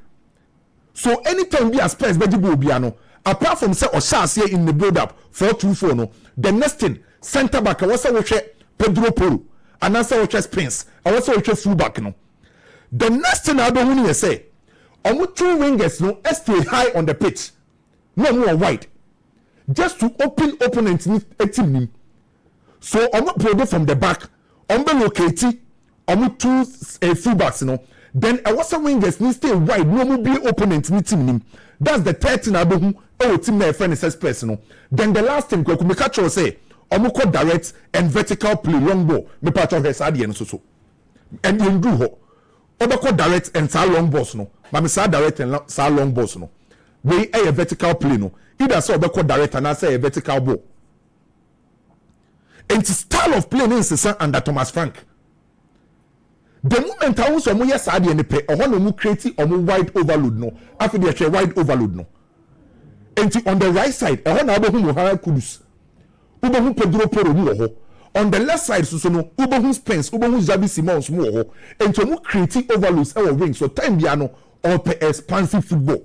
And ya be a who give him, and Sana Thomas Frank is in our time. ball number do na o wings wo. Enti o question of the day no, who be say how many be affect game now? Who say obi o steady space team ni bia no, na do na ebo kukura yedin. Yeah. And the content and confirm kukura yedin say obeye ki wo game ye say space for use wings more. Because omo overload the opponent in the wide area. And to prove further, we will prove further. This season, Spurs for us 17 goals. 17 goals for Marcelo. Emu 39% and I'm the left side. Emu 36% and I'm the right side. Omo from Finfiana. And to him for no attack nefa. Wings left no right. So who could see Spurs the first thing you need to know. A teamer under Thomas Frank, omo effective our wings so. And out one was say Pedro Porro say what picking form pa.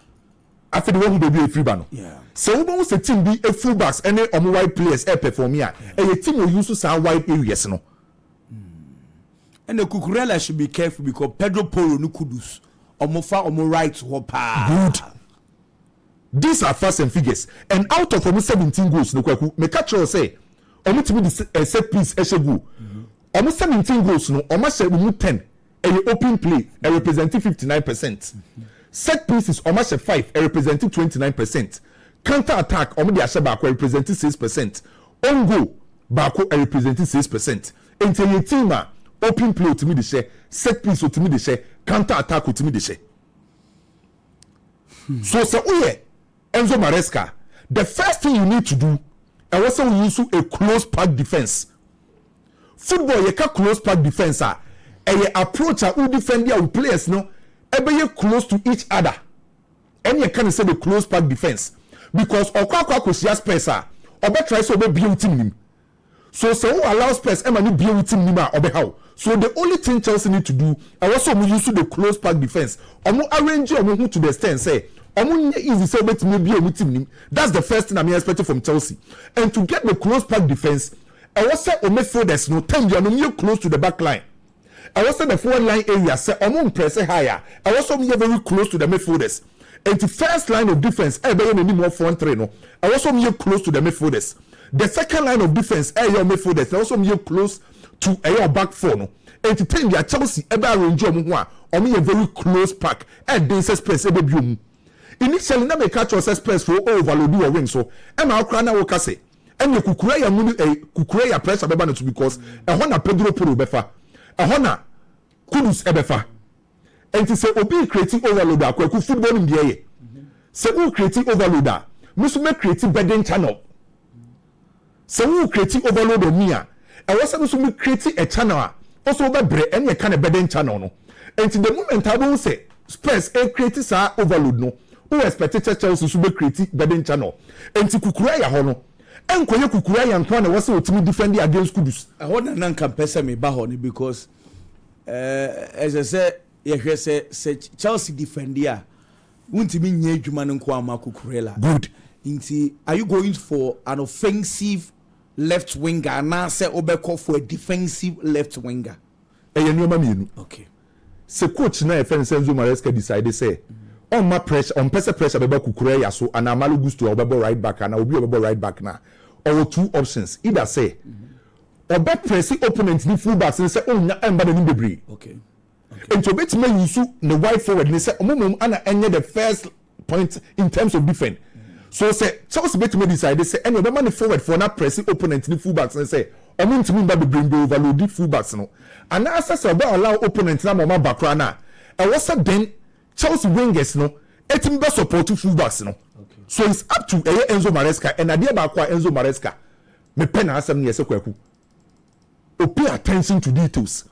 Coach ba kwa wo kosia opponent a onya abutire ready opponent pa no papa friend say Enzo Maresca and idea ba kwa was Chelsea for protect no crosses space for a lot of crosses onim so far open play crosses o ma 30 me nyine and again crosses a free fan eba wings enti me mo nya o sa crosses no then Mohamed Kudus e beba ni free roll and you can say freedom with purpose yama free roll by making sure say oje ball ni bia o de be bibi enti Kudus wa check space boboko na otimi move into every channel and adia Thomas Frank edi Kudus ye na say o de me set trap and am say Kudus je ball na ne ho den obetuma twetwe nipa be 2-3 no udi agwa oba committee with 2 players of Mohamed Kudus na creating space e dey ma eye ni teammates no so eye game ba kwa kwaku metimi de menses wu aka cho say wo se Chelsea defend very well Chelsea benya the 3 points on lose game no ene game na be koso no enye Chelsea okwa attack na be ma Chelsea win you eye Chelsea be defend very well and be ma Chelsea timi nya the needed results se Chelsea timi defend very well no mutimi stop Spurs Chelsea be kwa we akwa konya the needed points se Chelsea create Chelsea she goals here enye problem for ma Chelsea the here say Chelsea bet me defend very well Liverpool for ball Aston Villa pressure on Liverpool team no because recent performance and recent results no enkoye the collective play of Liverpool team no yen say that the individual performance yen say be omu key players say Mohamed Salah and the guys no say the initial na make catch no akwa koye Soboslai na hu say wa peke eye ekitiki and wetimi apeke playing against Aston Villa kwaku Liverpool be here sa win way because the next 2 games that Liverpool for him no heading against Real Madrid and against Manchester City so Liverpool for be here sa win way now metimi sa they build some momentum no and they build that confidence no facing Real Madrid midweek in the UEFA Champions League then the weekend against Manchester City by problem here say Aston Villa for so stubborn side kakra enkwaku nim de una emriye oyusu ade kan say the magic square no the last time you say a coach used to be any team be used to be play effective pa no was in 1994 World Cup Brazil kwa akwaje no omu yusu magic square 4-2-2-2 enti se ukosia Aston Villa bia na kwaku the first thing ubomu ni say ubomu Onana ne Kamara say 10 bia no in the central midfield under from a 2 our defensive line in him. Omani what you know, wingers now can also provide the weight, no. Omo move back inside. SR from 2 in front of Omo 2 deep central midfielders, no. Anna dear Obo as a number 10. Ya branch defense Morgan Rogers, no. Obeko ni no akwa Oli Watkins, no. And you can say 4-2-2-2 magic square. And no Anna Aston Villa for you. So Liverpool for bet me win game now. I was Liverpool for dominating the central midfield area.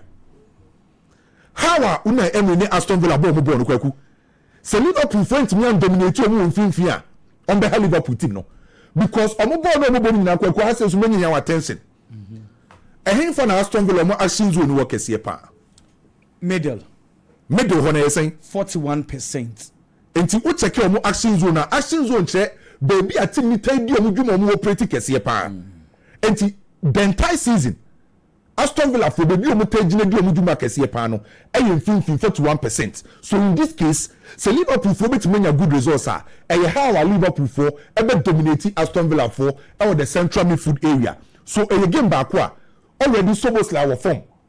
Me expect McAllister so benya day. Gravenberch every injury but so be sure say me expect so benya day. Say Florian Wirtz na bebo so me expect say Liverpool for etimi dominate omo mfimfim then Liverpool for bet many good results possible. And any problem no. But maybe you do na wase Liverpool ye. Enti me mba say or say be lose and obedo against Aston Villa and ko Liverpool team no. Enti also minya results no. Ma member boss Spain dey no so na big so mbra. Real Madrid ne Valencia dey kwaku.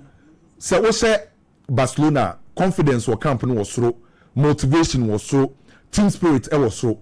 Playing against Valencia me expect Real Madrid say on be here to get the 3 maximum points because Valencia and Ankasa this season kwaku out of 10 games ever the Spanish Premier La Liga we're winning 2 or the 18th on the league log and never boko form and on my way performance very poor out of 15 points were away Valencia just 2 Real Madrid will fear the 5 games are will fear and we're winning na enti venue back Valencia ko ho Eden so back no Valencia ebo a flat 4-4-2 now we ja Danjuma and Lucas Beltran nim ho no ma ko direct the Real Madrid for be here na say omo leave these places metro because opponent no ebe direct e dey akwa koma Danjuma that power Beltran that power when leave this place we chiro now we control game now Real Madrid bet menya the 3 maximum points Militao form no e was through or the calmness any leadership be e dey about Real Madrid the chiro oba benya Dinhausen as the center back of progressive one the Real Madrid in terms of a build up phase no oba benya branch friends Alvaro Carreras on the left side attack or effective defensive or effective say cast a Tchouaméni your form or protect zone 14 or protect Real Madrid for back line oba benya ada gule the combination the connection with the front line so koyi most especially with Mbappe say oba benya Vinicius Junior or try so be picking form the yan say obe ni behavior ni be good e game ni then oba benya Brante friend say Jude Bellingham obe crash boss no so me expect a win for Real Madrid. Barcelona ni LTD kwaku me say kebi last week me kai oye Barcelona fana the situation of Hansi Flick and Barcelona men expect Barcelona when they was so chassis it shouldn't be the focus attention in any say when the best chassis dey Barcelona see a bit dominate opponent and say dominate kwaku ni mani here football mu pa say o go liga emunemu ye den de mawa how are the managerial results na still na no chase competition no e very important enti enfa wo se nyoma ye den dia match my friends Barcelona no the here say obenya results na still na no chase Real Madrid by say nyoma mu ye den na nya results na o tiba form so say focus ni nya ye say e wo say Barcelona team nya results na against Elche so far Elche for nkwa mo mfe ba li ato omo da ba be 9th or so e league log ne so and omo 5 back so definitely 5 back number bono on the try say on the stay o match no ma try so be beat Barcelona for high line no say Barcelona a pressing game any so pressing game any so na opponent a be too high line the most important thing you say crabo on check no lusubo no lusubo ni be opponent no e be too high line no me expect a win for Barcelona enye kwan na be chance enye style be na Barcelona be bo eye kwan be so na Barcelona be fa so win game no Barcelona LT a win for Barcelona Bayern and Leverkusen so Bayern form mu kwaku meko win e dia ma Bayern bobuku no nya nshira okwame ya to so big ya nantie kwaku Liverpool bo Aston Villa na one gamer Liverpool is in a very difficult moment but adia ba kwa minim wo wiase na me hu say difficult moments should bring out the best in men. Difficult moments should always bring out the best in men. Emre mu oden, emre mu nyeno. Sa brane na isese nipa wotenase. Now reflecting on everything, now taking the right decision and the right step, and I said the next step no should be the right one ebe bwana asesa niema di amao. Inti emfa say niema nko yim for Liverpool no. Emfa say moya din di ama Liverpool no. This is the time a Liverpool coach any players and betenase no ma take a decision ebe bwa.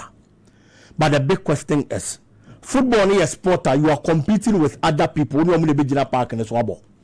Only better na say ashe. Say for almost the moment, first Sanyema na that is a no. It's in as much obepe. So be taking the right decision na Nema say sama no. O kwa kuchia nkofo. Almost to feel say they have to take the right decision. Almost Nema na ekoye de mo no. Etwa no ekoye de mo sa. You look at the two coaches. In moments like this, coaches play a key role. And Slaughter Juma, yes, Mijitum, winning the Dutch era division. Oba Premier League, my first season as a coach. Now Baba Beji the English Premier League, a trophy heading, so bit me aje. No Baba Beji in our first season. The Padodo na Babi Najidi will move. So Papa Bono Homoding, and no crepa. But he's facing a manager. And also so much experience in a difficult moment for Coach FNS and Slot. Unai Mina ready no home common. He's won the Europa Cup. Men kai krampa mprebeyen 9 what imiaje. He's won it with BRL. He's won it with Sevilla 3 times. This is the kind of manager on any kwa coachia. He's won league of France with Paris Saint-Germain. Any other trophies. When it comes to experience, any trophy win is there. He's there. It's in a moment like this, a more day now. Now we share such a manager, no, a very difficult. It's about the tactical game, the managerial superiority there. I feel the coach I friend say Unai Emery, I was through the chain and slot. But Liverpool never fee, and in 24 seconds, I need the Crampona Kokuni fee. It has a Liverpool you do baby. The American so ya day pa and say you are going to look at the name Liverpool. A do you know and but performance this time around and after this season, and more Aston Villa at the end so. Make away because Liverpool the 7th position on the league log. 7th now Liverpool down over 15 points. Aston Villa are that 8th on the league log. 8th now Aston Villa down only 15 points. It's two teams are in terms of name Liverpool also, but in terms of performance recently, or in this season's league able no England no omo nyina ya at par performance na ye pe enti ultimi nyina bibi so emfa nyi Liverpool emfa nyi Aston Villa boboko no debi but rather there are things that Aston Villa won and also ono nya ebema ono nya confidence to go into this game against Liverpool. One, Liverpool performance nye. The last 4 matches Liverpool has played in the Premier League, Liverpool are losing in we're losing to Crystal Palace, we're losing to Manchester United, we're losing to Chelsea, and we're losing to Brentford. It is psychologically Liverpool boko na nkasa players are down.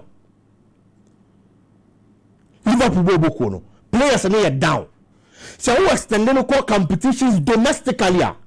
The last game they played in the ESL and it's almost signed Lucia.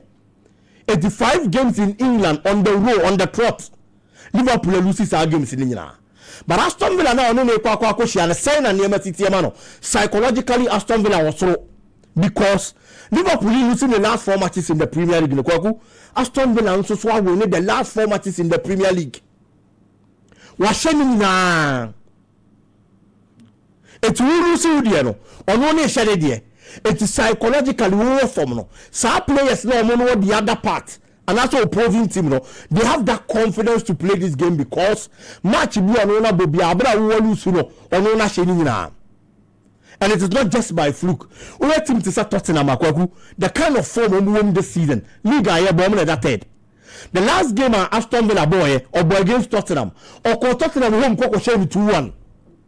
It is not as if say a side be a team so mo yanke to Premier League no and our show mo keke debi within that 4 matches run our winning no wa share team this season the more was to change Liverpool there.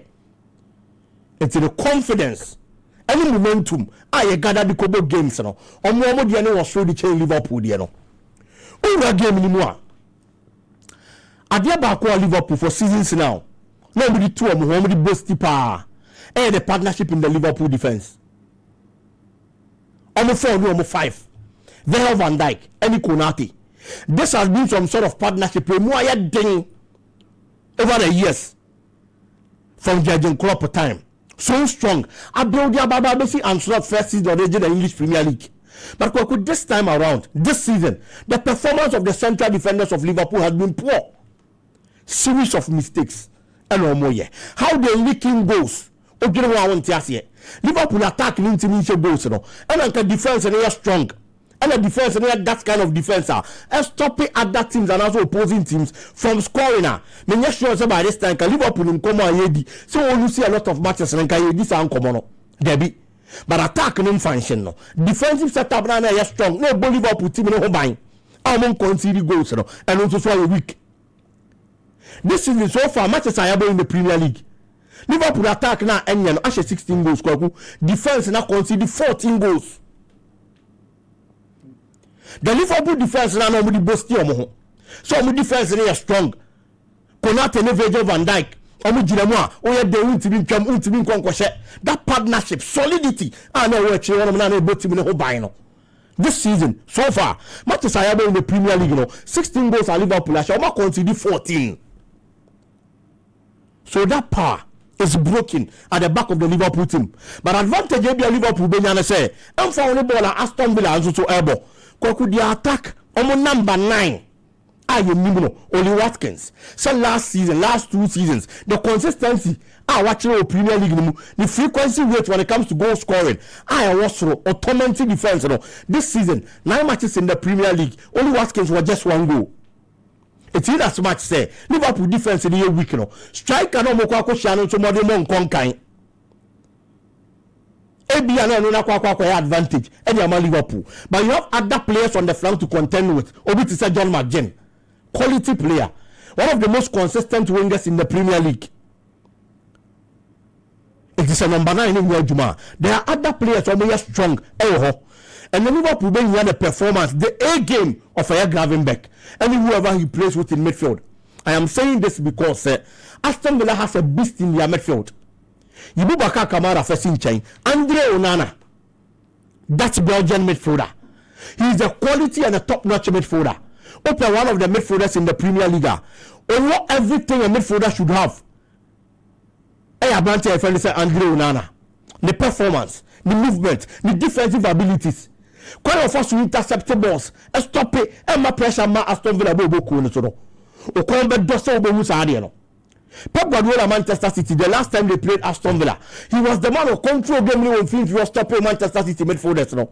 After that game, and a Pep Guardiola and he ban also. So Rodri team ya fit mebo games are only another defensive midfielder. Ah obe bo an yes sir. O shia midfielders so more tough. That is Andre Onana mu be diamano. It will go such a player. As I saw midfielder be adding a game about on board. No one had support. It's Liverpool being here Gravenberch. So no person be succeeding in such a game. Now Niamako Yediamo. For the forward line players, the performance has been poor. Mohamed Salah this season Niamako Yim from Masala. Cody Gakpo. The inconsistencies are also watching about a bit of a problem. And you are going to face a defense that is very strong. Anthony Cole's performance, Tyrone Mings, these are quality centre backs. Forget it, so body man Aston Villa. The performance has been good. The performance has been super.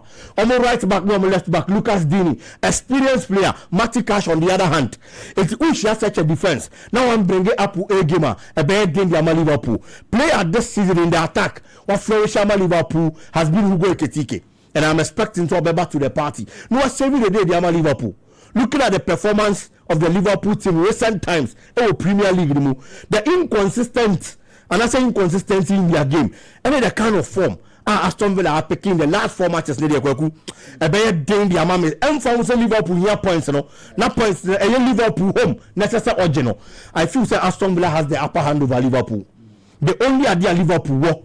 Home. That is the only advantage they have. But aside that, in terms of performance, team play, everything goes Aston Villa's way. And I believe, sir, with a little effort, they might be carrying the day. I'll go for a double chance for Aston Villa. Possibly a 2-1 win for Aston Villa in today's encounter. Kwaku Chelsea in Tottenham. A one gamer, a bad day, and both sides. Recent times, statistically, and you man call him from Tottenham Bobokono whenever they are meeting Chelsea. That is very true. But if you are meeting the Tottenham side, you are among the top 4 teams in the Premier League. In fact, on that third Premier League anymore, you should know say for only previous meetings, the motivation is different this time around. All about home or the other third, clearly. Ebe inform the players and the technical team say. Sadia na da hono mutsa na say ye shia Chelsea na man ko yim fama yen ye shia Chelsea na mo shia yen no e bre ni dey see this is Sanya man because this is the time you want that kind of form. We are in the right shape of mind. I bet media facing anything mentally near me omabo. The Chelsea team is very strong, that is true. But Omo coach Enzo Maresca told that certain changes certain selections are e breaking the Chelsea team and one the best from Chelsea. You share season national. There were times to take certain decisions, but people didn't talk because now change Krampo and also take a decision now results on the back. But the last game they played, certain changes selection affected Chelsea team no. And then so when William Estival were bench. I mean, say in the absence of Cole Palmer, he's a perfect number 10 for the Chelsea team. McGinn has been a force anymore as a number 9. That is very true. But McGinn still is a young player. I thought that the performance of our Chelsea team and for who say our qualities and I thought that a questionable kaka. It is all Jao Pedro. I bet me a Gina and Muhammad. No, I see a kind of Chelsea. The main game is the Chelsea. Jao Pedro number 10. Now the William Estival at a bench. I thought that who was a coach in a mistake. Only Jao Pedro made 10 no. Now Estival a number 9 no. Now Estival to bench. Now you should be to say Andre Santos and I did about the number 10 position. When you have a player you're very effective in the number 10 position in the shape of William Estival, may expect the coach to say the own yes are mistaken because the Tottenham midfield only easy. Could big game be a Tottenham about this season.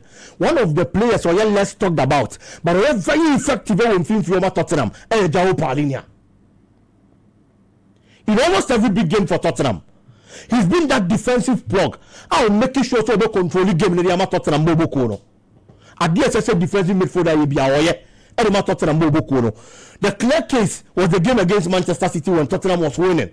And the first game Tottenham Look at the commanding performance of that do in Finfield. It work, I said, yes, I'm about to me about my name kind amount.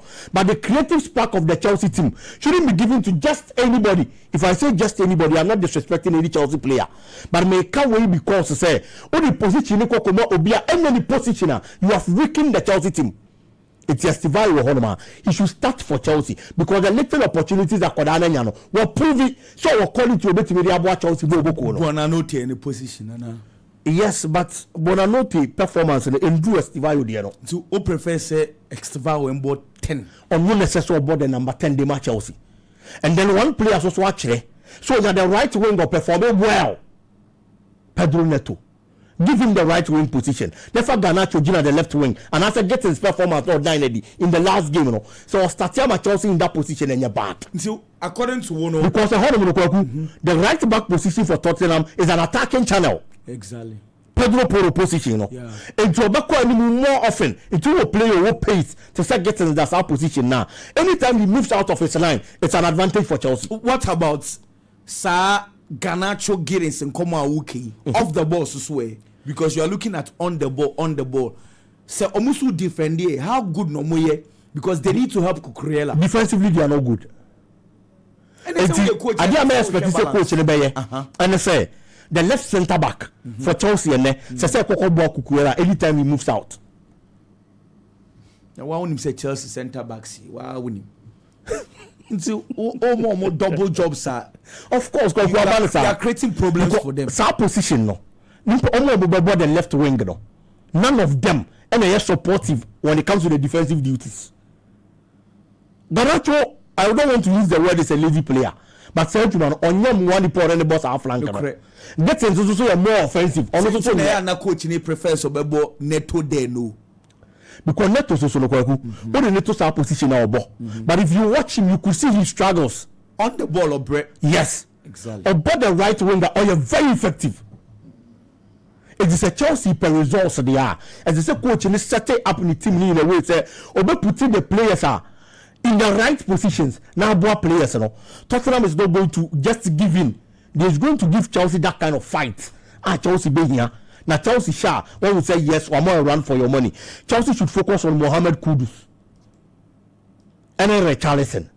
Kudus numbers and any assists hasn't been bad. 1 goal, 4 assists in the Premier League this season. Richarlison has 3 goals and then 2 assists. These have been the plugs Ameka say in terms of offensive duties, almost supporting a Tottenham Bobo Kone power. More attention comes from the software if they need the results. Aside these things, coach set up no putting the players in the right positions. May Chelsea losing, possibly a double chance for the Chelsea team. And for who, so Tottenham and a team on only both here. Manchester United and then Nottingham Forest. This is the best time a Manchester United with me are winning the 4th game in a row in Premier League season. Yes. Nottingham under Ange Postecoglou. Yes, it is under Sean Dyche. Okay, that is very true. Sean Dyche last game our boy, and I said the first game he played in the Premier League. Olusi, the first game in charge of Nottingham Forest Bobo or winning that was against FC Porto. Nottingham and our boy Europa nibi. Efie, or tell if you manage and Babesheno.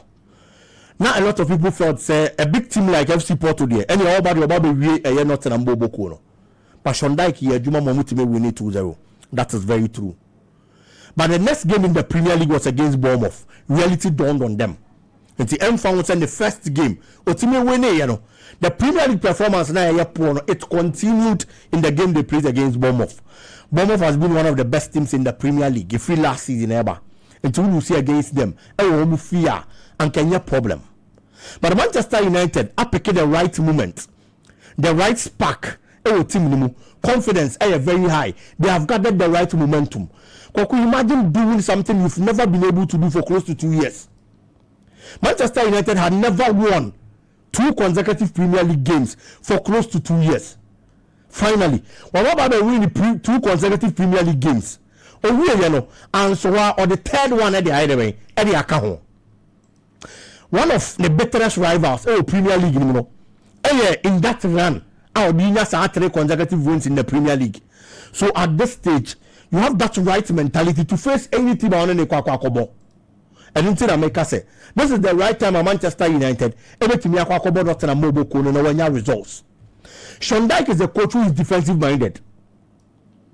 Sean Dyche, Obi Onimini Bia, from the days at Burnley, ever for Everton Mobile Kuna Juma Bia Wayebia, he's a defensive minded coach. And Manchester United being that team are offensively, possessively. Juma Park, so they can pass around. The United team is not like United team who maybe a champ. They be almost controlling games, attacking teams. It will defend. No, they are going to come attacking. Fortunately for Manchester United, team not only the brightest spark for the team last season. I am not who powers the attack, especially their number 9, Chris Wood, scoring 20 Premier League goals last season. Assisting 3 times, but this season, performance of Chris Wood has been poor. Very, very, very poor performance. And a player another Dynedy. I was talking about Boku. Only me one more. Nipa baba baba jirem. No watimi abodi amano no. Ono so ba ontimi she. Taiwa woni. Ono so niema nko yem fam mano against Chelsea.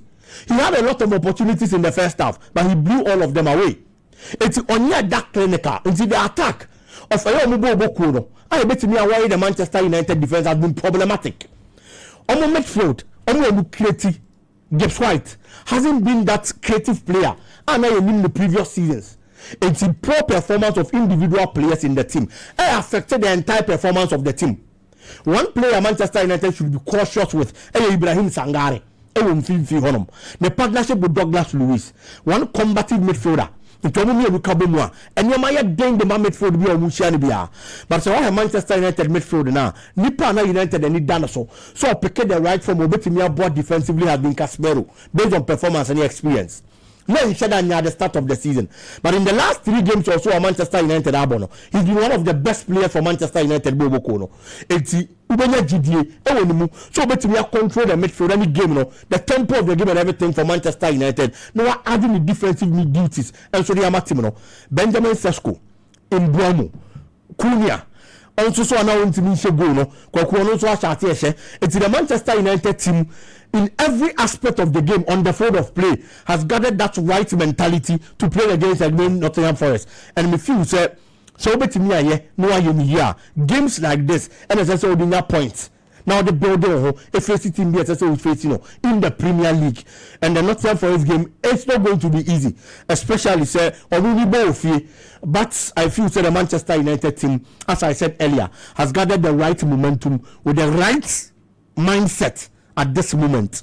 And a bad team to say Nottingham Forest ever stopping Manchester United, possibly a 2-1 win for Manchester United. Kwaku. But you made us see was when some no do super na mamincha guys are more hot springs ewo Ashtown. Yes, Danny Dabiano omu emfasho no Indiagro hot springs ewo Ashtown. Afei Jaco ya yefia Jaco so owehye ohima adoma oko school, in fact ohima adoma ajiman eko school ewo Sabarima Educational Complex. Inti ohima atoma ajiman happy birthday. Afei birthday so can't take out check it and also so mami and I mean fan also so fan tour. Na emom ye twan eno no me saw the shop jedi say Jesse sahodwo say Jesse bia wo pe bia the shop jedi wo pe proper jeans wo pe tops ahodo sneakers ahodo the shop jedi madaroma so won say Jesse sa shop jedi proper ones original ones for number way Fred na emfa ntade ne bi emfa emro 0248 890 104 0248 890 104 no Fred ni anyway di juma Tony Montana El Kesben Tony Montana say always Laurentia or nyancha nyase okay inti ya in fact me am body Tony let's say always big impacho Who will be one and young corner? No offer, Uncle Sam, and then the year, Mammy Fua. Rice, I need the Uncle Sam. Me patrol them. And your person, but also the Uncle Sam. No offer, I don't know. On any year, Mammy Fua, or more complex, a pisca. And then a young million in our birthday, Mr. and Mrs. Sam, idiom birthday, and see, Mano, Daniel, and Aketwanubia. I see a wish you. Okay. Special happy birthday. Mammy will say Telly Junior. Anchorful Nursing School and your birthday from Ima Ewejimo. My brother, happy birthday. I'm off. Mo course susu ho. Okay, into the baby and say who some crass so habats. Was still the microphone is here. Power. English here nim to the can. Power. Chiruna min chim for the Francas so ha. Yes, fabulous. Kotoko Sunday. Nti yes ye be sa be dim komo na mi sam no so doso pa. Examine the asan kakre ya na why. Na ye wo ba ku bi susu ho. Ta. O de ma me bo mi course ni na. DW1 D9B, 33C5. BW1 D9B 33C5. Code number 2. BW1 D9B 733A. BW1 D9B 733A. Code number 3. BW1 D9C 3DCF. BW1 D9C 3DCF. Code number 4. BW1 D9C 5C06. BW1 D9C 5C06. Code number 5. BW1 D9C 7748. BW1 D9C 7748. Code number 6. BW1 D9D 8196. BW1 D9D 8196. Try picture, try screenshots na also ekocho bi weekendi bibia be fine. Yempe kakra emfan to yebotom. Sure. I'm off. I kradu. Wadan for no filling station or ho. Wadan for baby na no wadan for. And then I make I walk here beginning. Na kan sama walk here beginning. Onse we yemu aso say. Macho. Onse we yemu aso. Esi so di oben o. Inti beginning be na mama. Afi no onse pen for ben o mo kan e no kre pa. Enye na asemi o pa. Obi te fa ho a. Wo hwa ade na o tu say we die. We the kan. So see the kind. Do we dey share wine? We die. Me modi. O da nya hwe. Say e doko. Usu so obi the kan. Yeah, doko. Ba usu so obi the kan. Yeah, chucha. Sa don je ye mam ye chucha ko. Say ye chucha. Nti ye doko. O te ha. Amwa. O te ha. Oh, my exclusive about me. Okay. Na da me drop feel like say na wo. Dabe. Enyo wo say wo fi. Na ni nye wa say hada bukai. Yeah. But all ho there no problem. Me nim no kra. I me nim anything about the other. Gogu ma me fa eye afisem no emfambra. Bra it. I'm off Gogu. Well, you shall see the free the Ghana Premier League, of course. You remo ewa week 8 no enra one game. And so to me baso ewa nana fosu jiabo park ewa and a Bechem United and so in Nations FC obia entimi amfa ball Anthony Yonkwa tenemu ewa no make out say and the games no ebe twaso na se ne besi akọ ade a United and so ebo Mediama Sporting Club ibacho free 30 and asa game na eba so live on TV3 and afi Onua TV nti ya na wa hye so nyame yarma Sunday games no twaso wo Swedro All Blacks and so etenafie na omone Heart of Lions abo Bekum Chelsea ebo Vision FC and afi Bebiani Gold Stars ebo Young Apostles Dreams FC etnefie no ne Samates abo ena fe odo ni chemo Baseke Holy Stars nso a momo etnefie no me House of Folk enso abo ene ye do china no miensa anasa game ne ba so wo last game enu so betia to dwa no Kumasi Asante Kotoko wo mo ne Karela United ene bo ne patro hye so say game no 3:30 no miensa bopemu a ena Kotoko game no eno so eba so no Monday one game eba so 11 Wonders ebo Adriana Stars ene ye one game ebetua to dwa ne mo mamenka wo say nyame ya adoma Sunday next week Sunday Kotoko ne has eja ewa Accra Sports Stadium House of Betna fie no ne Asante Kroko enso abontimidi kan ate ho de ama say nyame ya adoma ochina week no Kotoko ne has ena Asia ewa Accra Sports Stadium ene de teno no na yenwura ensem no na afi yemfa kakra emfem wo no na enu akopiem o Emmanuel Aban ewa bra Bechem United ene ne Nations FC boy ne chance bia Emmanuel Aban ese no enyese ene abrante ne boy ne to atenemu dia anka asemfufuro esi wei ena we no screen so no baby obo na de fire no balloon boy no na se boy ne number bi kura goalkeeper na nimu wa ena Emmanuel Aban oboy na boy ne number bi kura na meno kasede tenise enra Bechem United abrante fan Frank Amankwa after say game no enso eba na we na say Bechem ukomu fio enkoye kura ena ne Frank Amankwa ya tuja say ojide say season e den na womo ebeka top 4 no yentie eye Emmanuel Frank Amankwa anse so mo franchise say ne win number yenim sa chia imu womo koso afan kwai bon title nechi na menim say me de kwa beba because season afani asha say almost 8 matches me abo nya win no be wo ha no bet ye best from say omo franchise ne dey say win number menim say season no prayer the Bechem United dey about top 4 with dominance. Well, of course, minim say season in kone we dey about top 4 yewura mu ewo Emmanuel Ano wono enso player dema ne Nations FC also mo kwase nka mo akopɛ 3 points na nenso ankone sane mom ojide say 1 point on be side abakumasi. Yeah, we thank God for the game. Honestly, we wanted a win, but we getting draw here.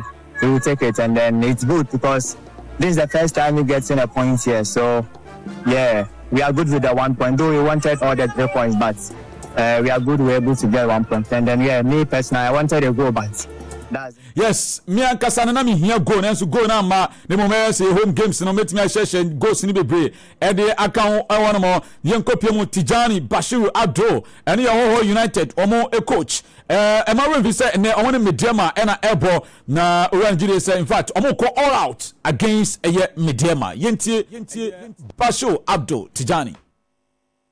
We know them and they are the current league leaders and they are in form as well, and they have a very good coach that we know very well, and they have a very good experienced players as well, especially in the midfield and the flanks. Yeah. So, but we are also prepared very well because we are playing home, and we need that from the back. So, of course, and summer Tijani Bashiru Abdo area tuja Mediama coach Ibrahim Tanko anso akasa area fa any approacher woman so area come fi say omoni Hoho United and game no eba so a no me sampa mu na sa game no eba so Ibrahim Tanko approach ben and amode e ko Hoho game no yentie nsama Ibrahim Tanko enso area tuja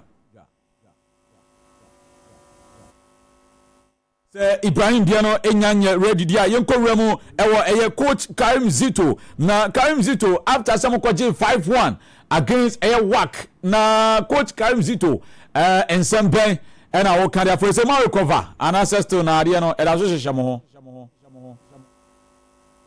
It wasn't easy, but we have to recover because it's part of the moment and then we are out of it. We should face the reality and then come and prepare well for the league if we want to go back again.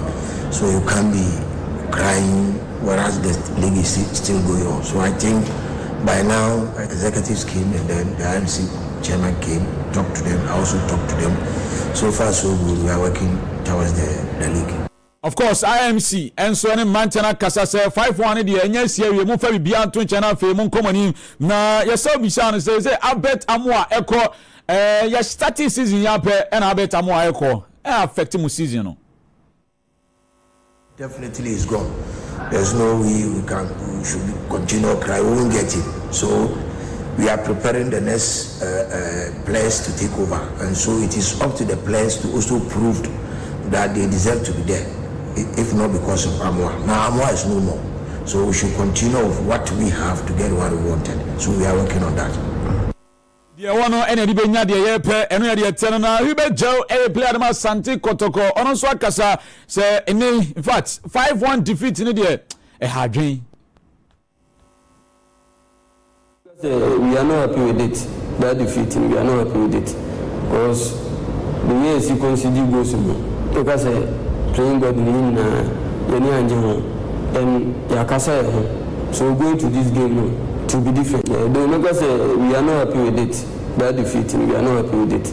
Because and somebody here to draw one more. Now Dreams FC coach Winfred Dorman and so preparation now omo eye edi akwakoshia summer test no wono so acheche mu kakra.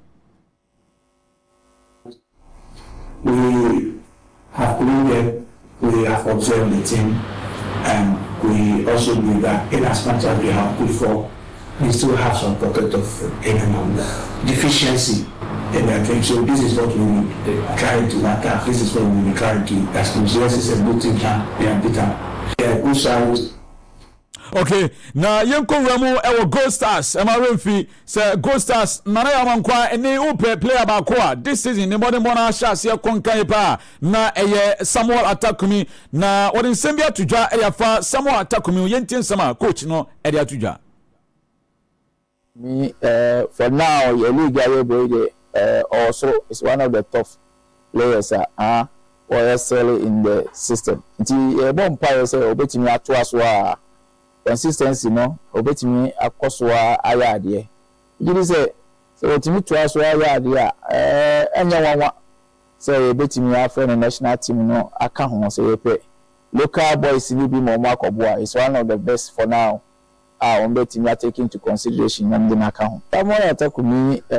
Yes, sure. And we are here no Namaminko Remo Vision FC Omo Airco all the way to Brekum normally Brekum Chelsea Akwaga Kobo Omo manager Nana Ajimai.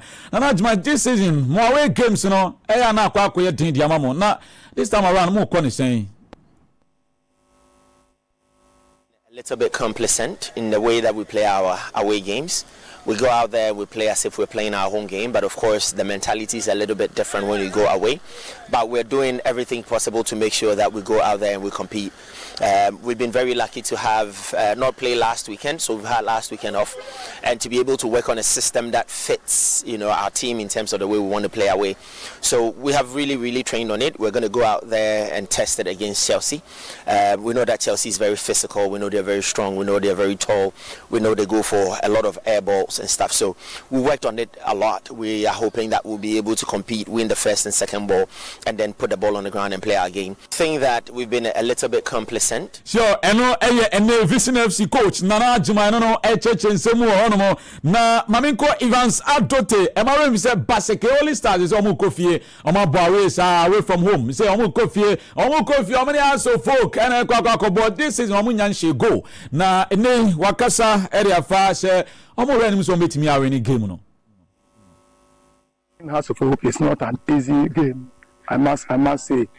I know my former boss did it what he has under his sleeves, and I'm also here getting ready to showcase what I can also demonstrate come Sunday against House of Hope. All my aim, my target is to ensure that we claim victory at the end of the day. And of course, victory no NIRC and Sabet Miaka against House of Folk. Now, did it Dramani? And in fact, this season, Mutimi created chances. Now, so go cinema, did you achieve Mukakra? Once you create more chances, you try to be more clinical and then score more. When you score more, then your strength in the game increases and the weakness of the opponent is more exposed, and your confidence level comes higher. I think that it is a good point, and it's a very big strength for our team in terms of our ability to create. Once we are creating consistently, we are very positive that we will increase our conversion rate. Sure. Enti any summer coach Didi Dramani Edema House of Oak Eri Tuja na Okra Santigro Grad is good news and it's Enra Kwame Poku Enso Johnny a senior team no Emarin Vise no pra one a junior team no na training Enra Okra Dako Jacha Kwame Poku and senior team no Enso etimi a training no more Samsona Baba Yaya Enso etimi any senior team no Enso etimi a training no more any idea na mami for intro to say Kate Okreku Enra Enakoku a Women's Premier League no enso ehyasie na okopiemu ewo Madina Astroteva Enra Kate na ohonoma in fact also ekowe emabawa no enti eno de tie enso eno no on that koku ya sinemo we special birthday ba kwa mame fentwamu happy birthday eko ediama sister Mary Mary general manager edema Imbus Pharmacy Mary general manager edema Imbus Pharmacy Mary nyankopon sha oyipa na onkoswa enye okese nti sister Mary ene da sono medasi sure Kwame betina se na fe yedi nkomo bigi so mtino na yentwa ye nkomo no so nensam no do so pa mesawo 1 or 2 interviews bebre yesanso bigi yensha se kakra na yemboni tu na Kwame sombre mu na fe yentwa so wa nidi mu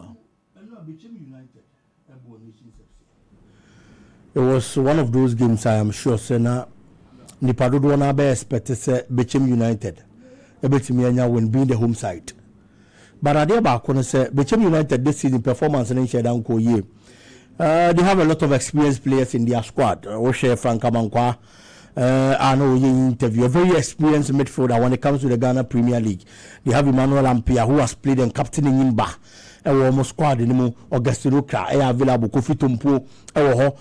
These are all players of so much quality, but for whatever reasons the performance hasn't been like previous years. Nations FC on the other hand, so one of the teams are near this season. A team last season in Komana Yedine said. Now where performance is good or the home the any can one or better results and as possibly Ghana Premier League obetimi this season they are doing a bit better but their away performance has been poor, very very poor. Before the game against Bechem, now we are lose. It is told to me Bechem a ground say difficult. So no per results. Now Konya pointer. Me feel say a plus the Nations FC from poor man so first game in charge.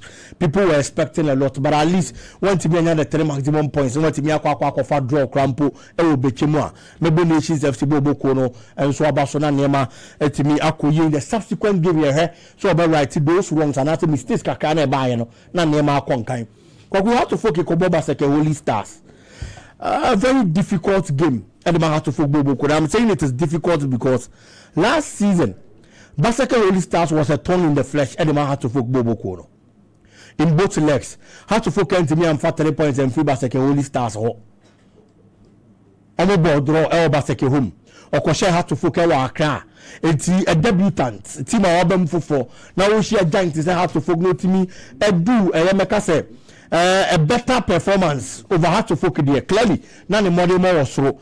This season we never go in from Mabaseke, but no more ball.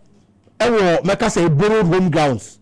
Finally, more ball more and kasa fee. My favorite home grounds. And I know the man give me a day. The man has to focus Bobo Kono. Aside quality, what team no. All but the fee, baby, your bubble. I will not rejoice a power. Now, I have first time this season in the Kwaku. Or the person will put smiles on the faces of the supporters. Had to focus any Didi Dramani. Quality, but problem still had to focus from last season never has been goal scoring. This time around, and also be a problem. And had to focus Bobo Kono. Coach need to be working on data. I feel the game against Basake and easy. Because last season when they went there, they created the chances. But so many 2 points and I have problem. And so problem there, that's why I'm coaching and share no BB from because it is a difficult ground for any team out of visit. And one of the Nations FC Echo, Brana all fighting for the trophy. Kwa omori omo fa so performance omori ma omo no ewi ase na ati Nations FC ani so obeje the Ghana Premier League match ne kwa omo so omo biem e ma omo pon game no abruptly and grounds are very hostile and a performance and the players need a ginger playing in front of the fans. It has inputted those little wrongs right. No one could give me a few results of the Bakoto Kaela. Okay. Kwaku Kumasi Asante Kotoko goals this season in Nano to Kwaino. And the Magim near Dema Kotoko. Kotoko about 4 matches will league no match at 3. 3 no match and Abetamu Ashi 2 or 61. It's about 98% of the Kotoko goals. And from player friends say Abetamu this season. Only no to Kwaino. Goals will be in place of him. And Chile say or that kind of player with me and need that so anymore. Ebia now living under the shadows of Albert Amwana and Emma with the best of him. Ebia Okono or with me step it up. No one some good results. Eriama Santi Kotoko. The last 6 meetings, Kotoko Kaila United. Kaila winning 2 are ending in a draw, and a Kotoko winning 2. It's clearly when she has such a team, and finally say a D Kaila United na derby. They've been a thorn in the flesh of Kumasi Asante Koroko in their recent meetings. 2 now Kotoko winning Powasha Kesia 1-0 Miru and a Kotoko winning here. So it wouldn't be an easy game, especially with Free Africa move. Now we'll go home for the first time in front of the fans. Oh Baba Yara after the exit from the African Intercontinental Games, you know. Now what's our best player? The supporters are expecting a lot. Omo say abetamo na motor no one baba be show no bobo na dia mai and then only my juma na yedin and the technical team of Kumasi Asante Koroko. But I believe say quality there was Asante Koroko bobo ko other players e was say step up and my Kumasi Asante Koroko. Abetamo na na shema munya winning bonus oko. It is a way I can win to me share now to win winning bonus ah. Kwaku told you wa I wish Kumasi Asante Koroko the best of luck but task na den some nanti e be konka. Kwaku. Franka. Kwaku. Oka Kotoko asem ninti na memo abamu sisi ya no. Nyame adomu a. Yeah. Shade mo be she ana. Kwaku ya be na mono say supporters no ade na munko stadium sa. Kwaku say anunti ni mona mo adwuma na mo ya mo de bodero ni wo for mo ana supporters na still no a mo ka mo ntie. Ana den problem ni ye den. Kwaku me da asema menchi akrobia Kumasi Asante Kotoko supporters o mama share no o momu tie Kwaku me na me nua be me biase na yesan Jenakin na ntika wode Mohammed ona peke me a oba be simiti Mohammed nyankopon o nsha bebrebe Kwaku no kra say supporters na ye stadium no me ameti anga me nim Kotoko problem Kwaku ya yekofa abet amuabai abet try in supporters say obetimi aboa krobia Kumasi Asante Kotoko Kwaku ni nyina echi a na amu asema ye nyina echi no se na supporters ye stadium enti ye besere Kwaku ye kwa Africa ye kwa hu ye hu our supporters important teams ye kwa Africa ye hu ye no work no ye bo ye kwa we no ye hu the way supporters important club say club person successful supporters enti Krobia Kumasi Asante Kotoko ye pesa club ni attractive na club ni fair na de pebia no club ni mai si ye pe abetamo yi na ka ye wiska na abetamo enkwa ebi ko fa hakim ziati ni enso nam Europe ni Spain enso ye fa bi ba I think say ebema club no aye attractive amaye ni nyina nkomanya Kwaku ye supporters into your Krobia Kumasi Asante Kotoko supporter. This is a timer. I was a team no esua beti. Team no esua. Uma who say Krobia Kumasi Asante Kotoko no wodia enya no enye social media derby bra Accra Kumasi Sports Stadium. The show with team no wakwa wa wudi nachi obo wama wudi nachi ena bi me who say yes we are Krobia Kumasi Asante Kotoko supporter. Enya no etimesre nyame aduma wochina ye ni Kara United. Me senior coaches ekae no the senior bigi monso ekae no ye fa bibia antu yachi let's say you the way forward na me ya demo Kwaku ticket no policy no 20 cedis center line 30 cedis and a VIP 70 cedis na me ya demo ochina 330 nti na me ya demo 330 da Kotoko elbow game nti ni die mu a